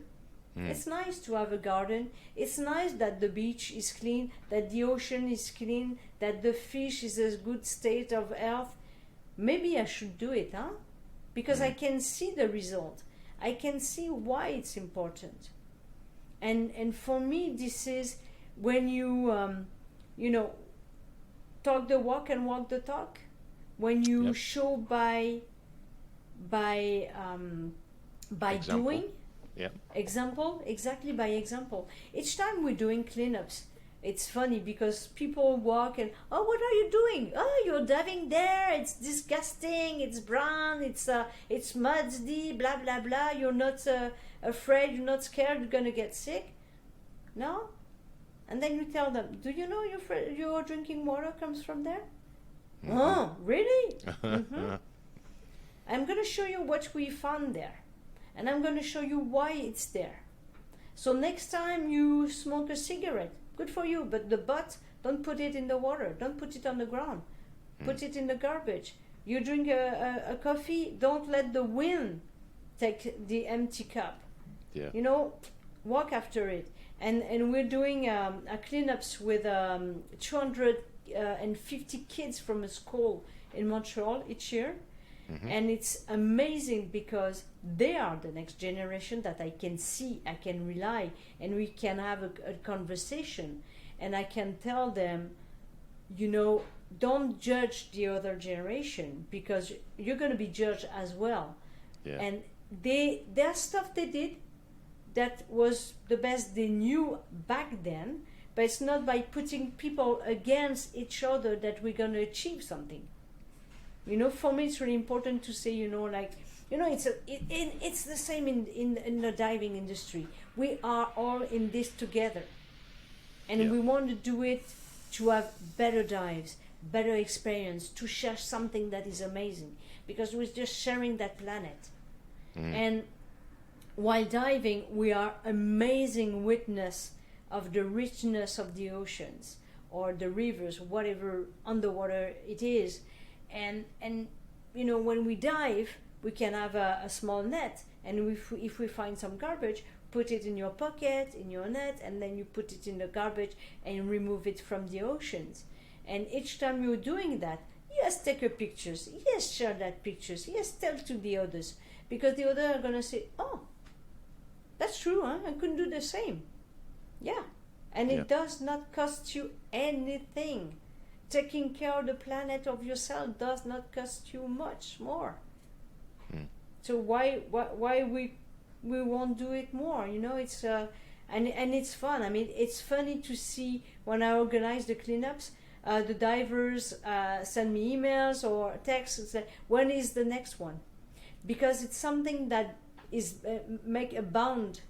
It's forming a community. And people are proud to do something. It's like, hey, I'm a diver, and I clean the river. I do something, and I was there. And so, most of the time, I tell the people, when you do that, you will be able to say, when we were saving the world, I was there. I did my part, even if it's a tiny part. You did it. Why? That's it. But if 1 million people do all of those tiny parts, it's colossal. It's huge. Yeah. And why we want to do it? Because the ocean is unbelievable. The underwater environment, it's amazing. And no matter why you dive, you may dive because it's beautiful. You may dive because you want to be top tech diver with the perfect configuration. You may want to dive because you're disabled and you don't feel the weight of your body while you're underwater. I mean, once you're underwater, something is happening to your body and your mind and your brain. Mm. People are just relaxed, like, oh, I can't wait to my next dive. Yeah. It's my place of serenity. If I'm in the water, yeah, it can be the shittest dive in the world, but I'm just so happy to be in the water. Yeah. Just to be there and breathe. Yeah. Hey, did you know, we're talking about environment and saving it, et cetera, et cetera. You see that the High Seas Treaty announcements in the last couple of days? Saturday? Yeah, a couple of days ago, yeah. Yeah, that's marvellous news. Mm-hmm. I didn't expect to see that coming out. I mean, I think we can be really optimistic.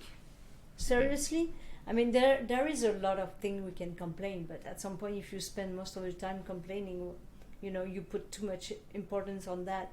And I think nowadays there are so many communities everywhere in the world doing something for the planet, for the environment, for the others. And I'm not quite sure that we had that many in the past. Yeah. And by being able to share all that, it's just inspire others to say like, oh, I could do the same in my community. Yeah. So I think there's a lot of, I don't feel, I mean, sometimes you can be like, but most of the time I'm pretty optimistic that so many people are trying to do something. Yeah. It's a good thing. It's a feel-good factor thing as well, that's for sure. Oh yeah, feel good, yeah. Feel good underwater and doing something for the environment. It's win-win. Yeah. Win-win. Yeah. Hey, I'm gonna fire the 10 questions at you that each guest of every show going through season 4 of the podcast are answering. So we'll see how that goes. Are you ready for number 1? How do you describe your job as a diver and underwater videographer to people who are not familiar with the activity? My job is to go to places that are not well known, take a camera, film those places, document what is going on there, and share it with the others through film, lectures, articles. Basically, it's what I'm doing in life. And always smiling while you're doing it. Yes. Maybe always. With the odd...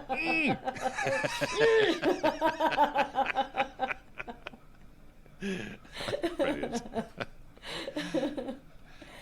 Question number 2. Can you share a memorable diving experience that stands out to you as the best you've had?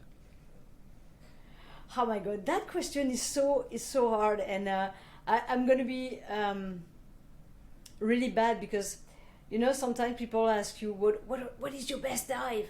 Uh-huh. And it's the one I didn't do yet. Yeah. I like that. For me, it's that one because I don't know what it's going to be like. Yeah. So, but not to be a boring person and gave you the feeling that I didn't answer the question. I'm going to, still I'm going to try to give you an answer, but it's really hard because there are many of them. But there are some of the dives that may be more meaningful because sometimes when you want to do something but you can't access it right away and it takes you years for so many reasons, and finally you're there, two things might happen. Either you're going to be deceived. Okay, yeah. And you're going to say, oh, I thought it would have been better. Yeah. Or it is why finally you're doing it, you're there, and it's just like fireworks. It's just amazing because finally, it took you so long to be there. And there's a place for me that is really meaningful for me. It's Silfra in Iceland. Oh yeah.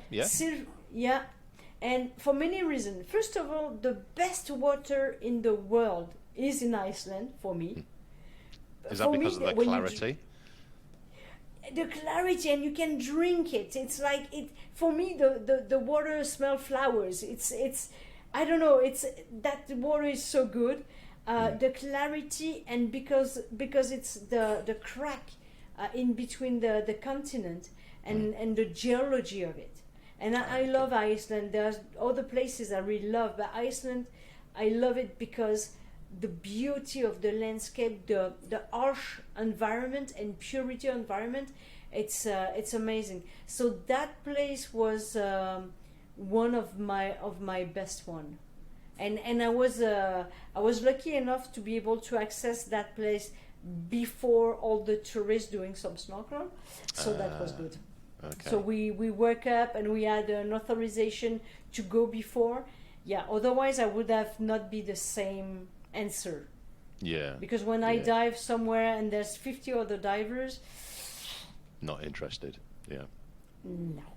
Sorry, it's not for me.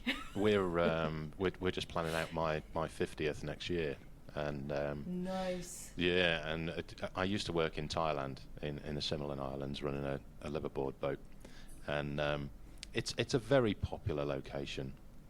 So much so there's lots of boats, so there's lots of divers. It can be a right royal pain in the arse on the dive sites. However, we've decided to go ahead and just charter a full boat, and it just happens to be the company I used to work for. But because we've purposely chartered the boat so that we can offset away from all of the other liveaboard boats, and I'm super excited to see what the dive sites are going to be like without other divers on it. You know, I had little snippets in my time while I was working there where we'd offset it a little bit, and that you'd just see a couple of divers every now and then. But I think to be able to control the boat and disappear off away from all the others is going to be an absolute amazing time in a beautiful location, hopefully.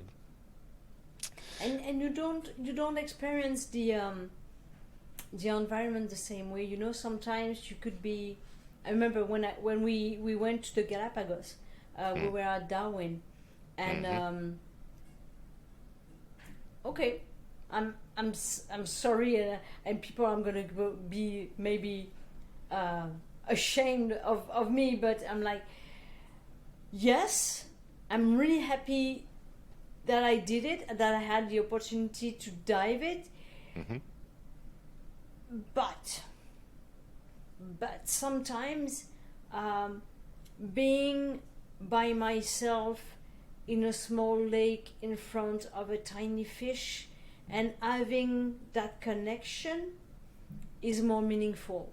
Yeah. Being in front of rocks or a wrecks that nobody dived before, and you don't know what to expect, and it's different for me. Yeah. No, I understand that. I understand. Yeah. Yeah. I think some of my most memorable dives of all time have been in Papua New Guinea and diving reefs that I know no one else has ever laid eyes on, let alone dived. That for me just sticks in my mind, and it's ingrained there forever. So I completely understand where you're coming from. And the Galapagos, it's fantastic. We're going again in July. But as you say, if you've got 5, 6, 7, 8, 9 divers around you, you don't have that unique moment of solitude, really, do you? Yeah, I think the while diving, it's for me being in an environment where you're a guest. Yeah. And you have the opportunity to see that environment that is not controlled by human. Well, it is, but not. It's like going. Not freely. Yeah, it's like going in the woods or in the mountains. I mean, the environment's gonna win. You're not gonna win. You're not in a city. you're not going to win. If the weather is going to hit, try to understand it, because you're going to lose. And this is, for me, the real connection with nature, either in the water, and that's why I love those dives where I know that I have to trust the nature, trust the environment, understand the environment, to be able to live with it and to fit in it. And the moment it's happening, it's magic. It's something you can't forget. It's something way bigger than you, and I think this is, for me, the true beauty of it. So of course, if you have in your frame, in your eyesight, 10 other divers, it's fun to share with others, but sometimes it's also interference, because they are in the frame, and what you want is just to see the sharks or the fish or the turtles of the tiny creatures, that are so different to you, and at the same time we're all connected. Yeah. Like I remember we did the Northwest Passage, the Canadian Arctic, and of course at the beginning, what do you want to see? Like the big animals, but most of the time, except in some places, you won't see them. So you're like, well, there's nothing to see here. And then you try to look within the column of water, and then you see the small creatures, the jellyfish and all the others, unicellular creatures, and then you're like, this is magic. Yeah. We are in a different universe, and for me, this is another amazing dive that I will never forget. Yeah. The passion comes through strong, young lady, that's for sure. Short answer. I'll give you the next one. Let you have a drink of water first. Go ahead. Okay. If someone wanted to pursue a career similar to yours, what advice would you give them? Other than don't.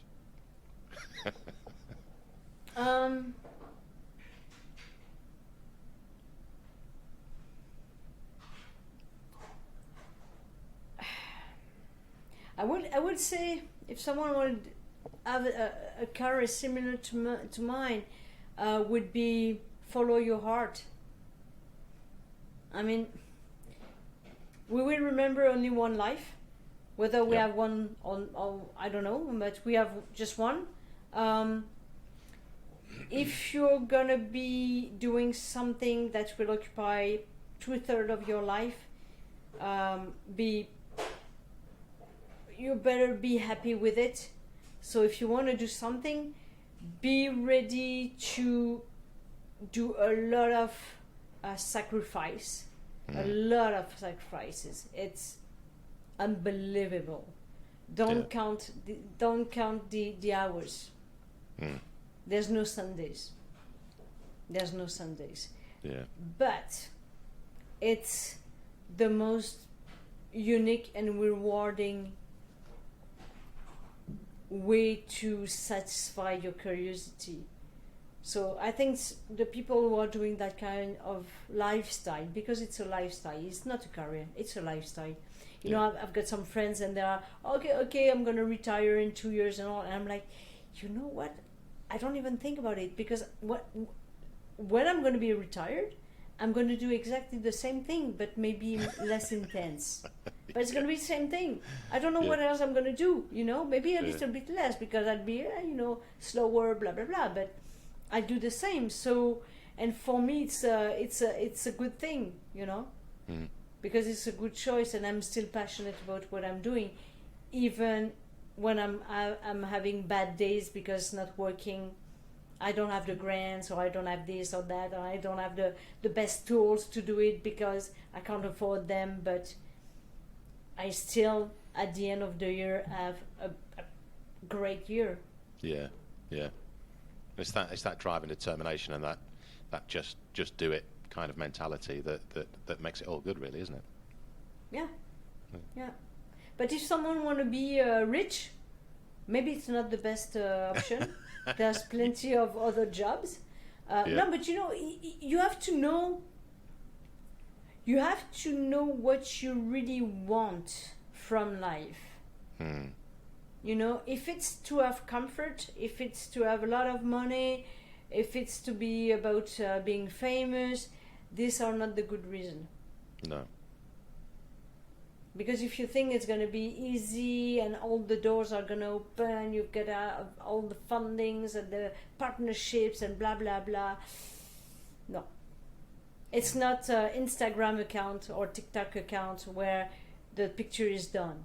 It takes a lot of work and effort to make the pictures, but it's not... What is interesting is not the end result. It's the path. Yeah. And that's it. I mean, if the path is stressful as hell and you're torturing yourself trying to achieve these goals that are effectively unachievable for most, what kind of life is that? Exactly. It's not Okay, number 4. If you could change anything about the diving industry or scuba diving in general, what would it be?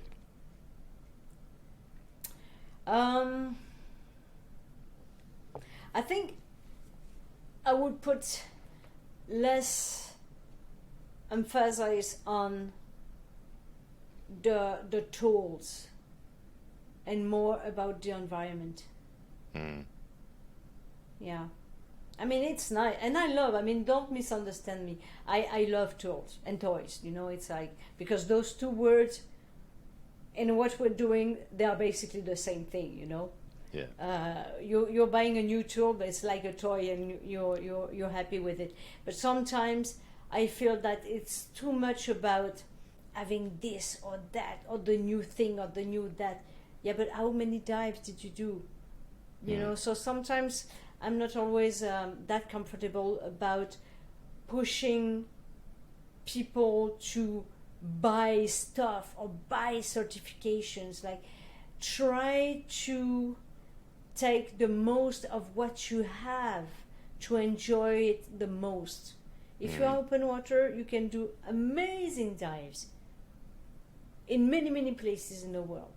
Yeah. You want to do your advanced, do your advanced. But it's not like, okay, you have to buy like 5-10 specialties or blah, blah, blah, and within the 2 years. And yeah, but what else did you do? Just training? Yeah, maybe. So yeah, it may be something that I will change the narration of the industry about that sometimes. Yeah. But at the same time, it's a business. So yeah, and that's the thing. It's a business, isn't it? The agencies are trying to make their monies, and for the instructors that are out there as well. But I do agree. I mean, there's been times in the past where I've actually said to people, when they've asked, I want to do my advance, I want to do my rescue course, and then I'm going to go on and do dive master. I'm like, so are you going to be working in the dive industry? No, just want to do it. Well, why do you want to do it then? Why don't you use that money and go and do 30, 40, 50 fun dives and get the experience under the belt? Yep. Okay, let's rattle through these. I reckon it must be closing on some dinner time for you over there. What are your thoughts on ways to minimize human impact on the oceans? My thought on minimizing human impact? Yes. On the oceans. It's a very heavy and big question. Yeah. But in summary. Good luck with that in summary. Matt is like, gee, she talks too much. I'm gonna call Christina.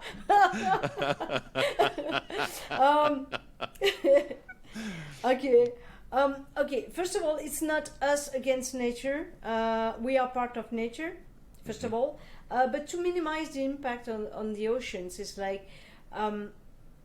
I try to make sure that what I buy is what I need.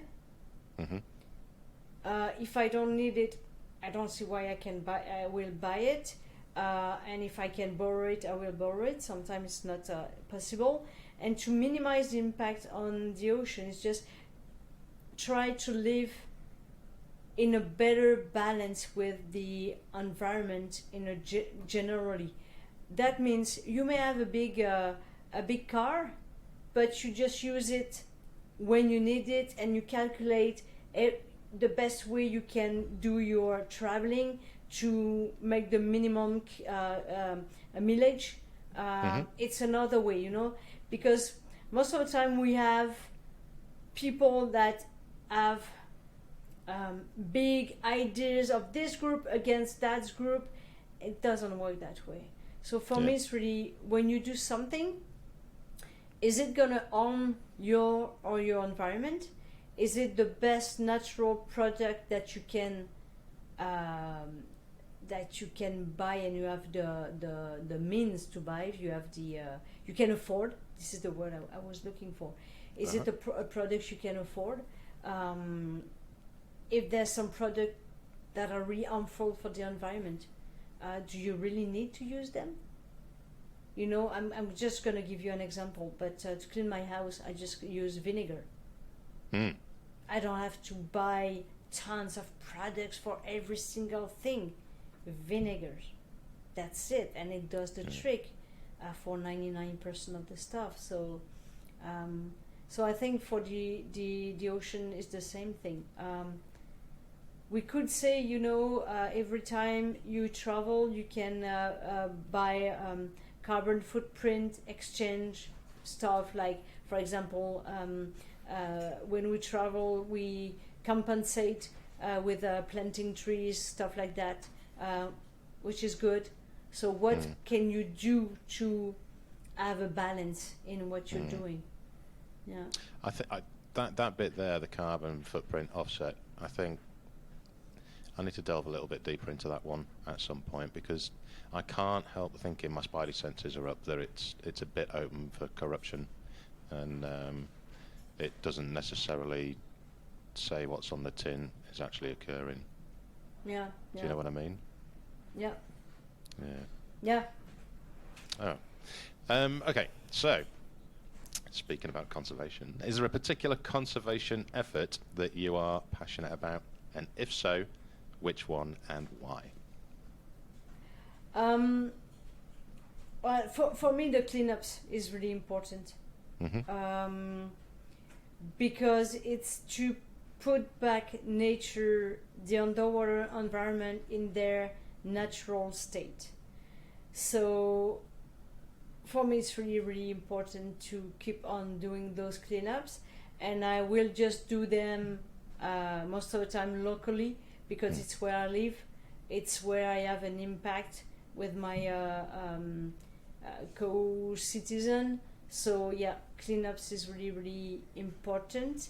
And because everything that goes from the rivers, from the source, eventually will go to the oceans. Yeah. So doing some conservation effort where you live, where I live, is the most important.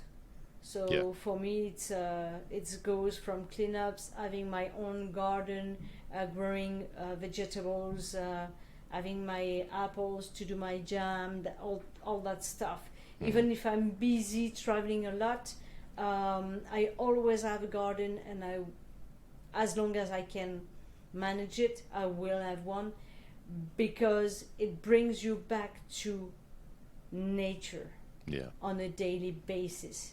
Because when you see a vegetables grow or fruits, you have the value of it. You taste it. When you have a kid coming to your house and have that raspberry or whatever and taste it, and just to see the kids taking it from the tree and eating it, it's just marvelous.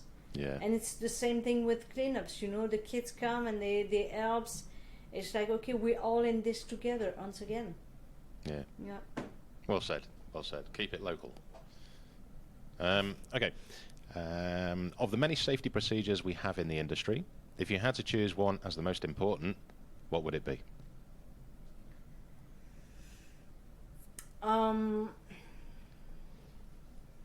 Going through. Well, I think it's the what if, and anyone can call the dive at any time from any reason. I think that one is my favorite. Yeah. And in the dive we used it many times, and for good reasons. Sometimes maybe not that good, but I don't care. I don't care. Yeah. I prefer scrapping a dive than scrapping the memory of someone that is not there anymore. Yeah. I've only recently had to experience that myself as well, having to thumb a dive before even doing a dive, just because the headspace wasn't right, and it's invaluable. Yeah. Absolutely invaluable. Yeah. All right, here's another really difficult question for you. What are your top 5 bucket list destinations? That I didn't do, or that I did. Well, didn't do. you might have done them or wish to do them. But if you had to write a bucket list and give your top 5 destinations as the best. I will say Antarctica because I haven't done it yet. And I would like to compare to Arctic. Second will be diving an iceberg. On the flow edge. I love it because you cannot put a mark in your GPS because in a couple of days it will not be there anymore. So you can't mark the dive site. And I love that fact that it's so ephemeral. What else? So would you put the Arctic on there as well? Oh yeah, Arctic is on my bucket list, and even if it's cold and sometimes harsh and all, it's so. I love it. I love it just because it will not be the same iceberg. It's an iceberg, but it's not the same iceberg. And you don't know. Maybe you're going to be able to dive it. And I remember one day within the course of the night, we lost more than 3 kilometers of flow edge of ice. Oh. Boom, because of the winds. So the day before we were like, oh, tomorrow we're going to dive there. No, it's gone. It's gone. Where do you want me to dive? There's no iceberg anymore. So this is why I love it. It's amazing. Then there's a shipwreck in the St. Lawrence River called the City of Quebec. That is really nice. Another one is the Gunilda in the Great Lakes. It was a private yacht that is in 260 feet of water, which is pristine, really nice. Orcas. I filmed the orcas but not dive with them, and it's on my list for next year. This is something I really want to do as well. Cave diving, and there's not a specific caves, they are all different. I dove in Cocolbidi with Richard Harris and Craig Challen, and it was really nice. We slept there and it was amazing. It was a really nice dive. Did I say 5? Yeah. There's definitely 5 there. Yeah. So and there are, and you know, and the places I don't know what to expect. Yeah. What to see. If nobody dived there. Just going back to the Arctic there. Did you see much wildlife while you were up there? Yeah. Well, when you are on the flow edge, not diving but on the ice. Basically, I think I checked all the box of what you can see there from, polar bears, belugas, narwhals, walrus, fox, muskox. We saw them all. Narwhal on the water was kind of not working. Belugas far away. But they are there. But the most time you're going to spend there. And usually the best time is near the end of June. It's just perfect. Yeah, because the ice is breaking, the leads are opening, so all the wildlife is coming. Yeah. Happy days. It almost makes me want to put a dry suit on and get in some cold water. Ooh. You should come. That's amazing. I know. Yeah. I'll see if I can get the missus to sign off on the expense first.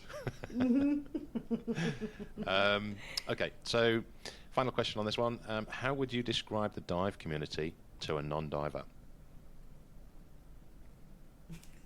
Oh, there's different way to describe the dive community.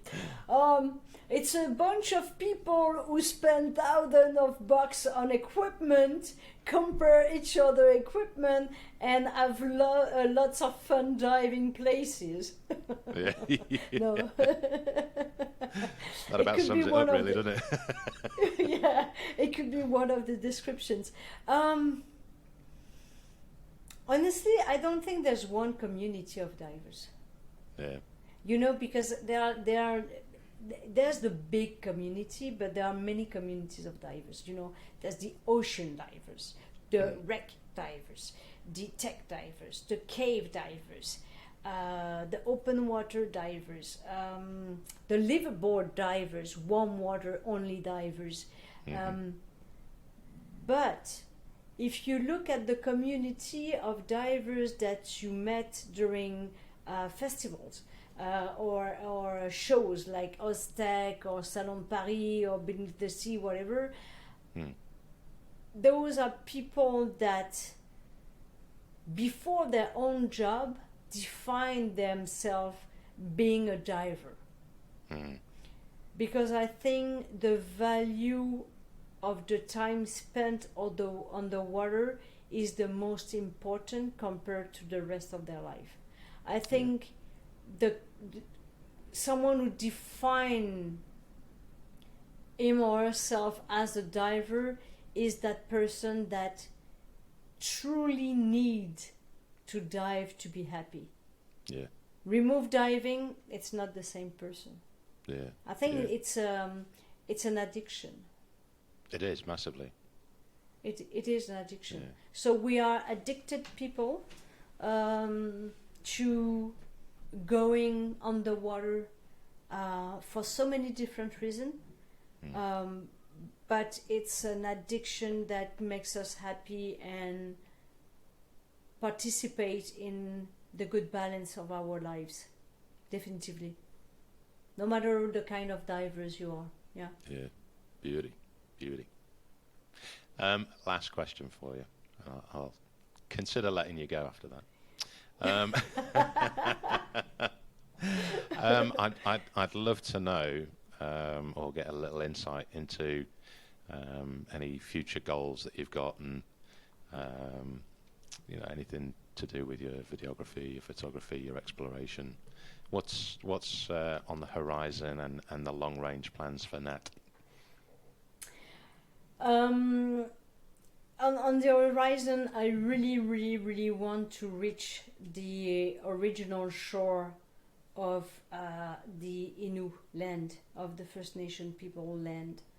I want to see it, and I want to bring back images for the community, because it's been 60 years since it has been flooded, and it's exactly like if your father wanted to show his grandkids where he was born and his home, but you can't, because it's there but it's not there anymore.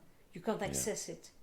So for me, honestly, the way I see my filming and the photography and my diving, it's really a means of transportation, of accessing places that are meaningful to some people, and in this situation is to the First Nation people.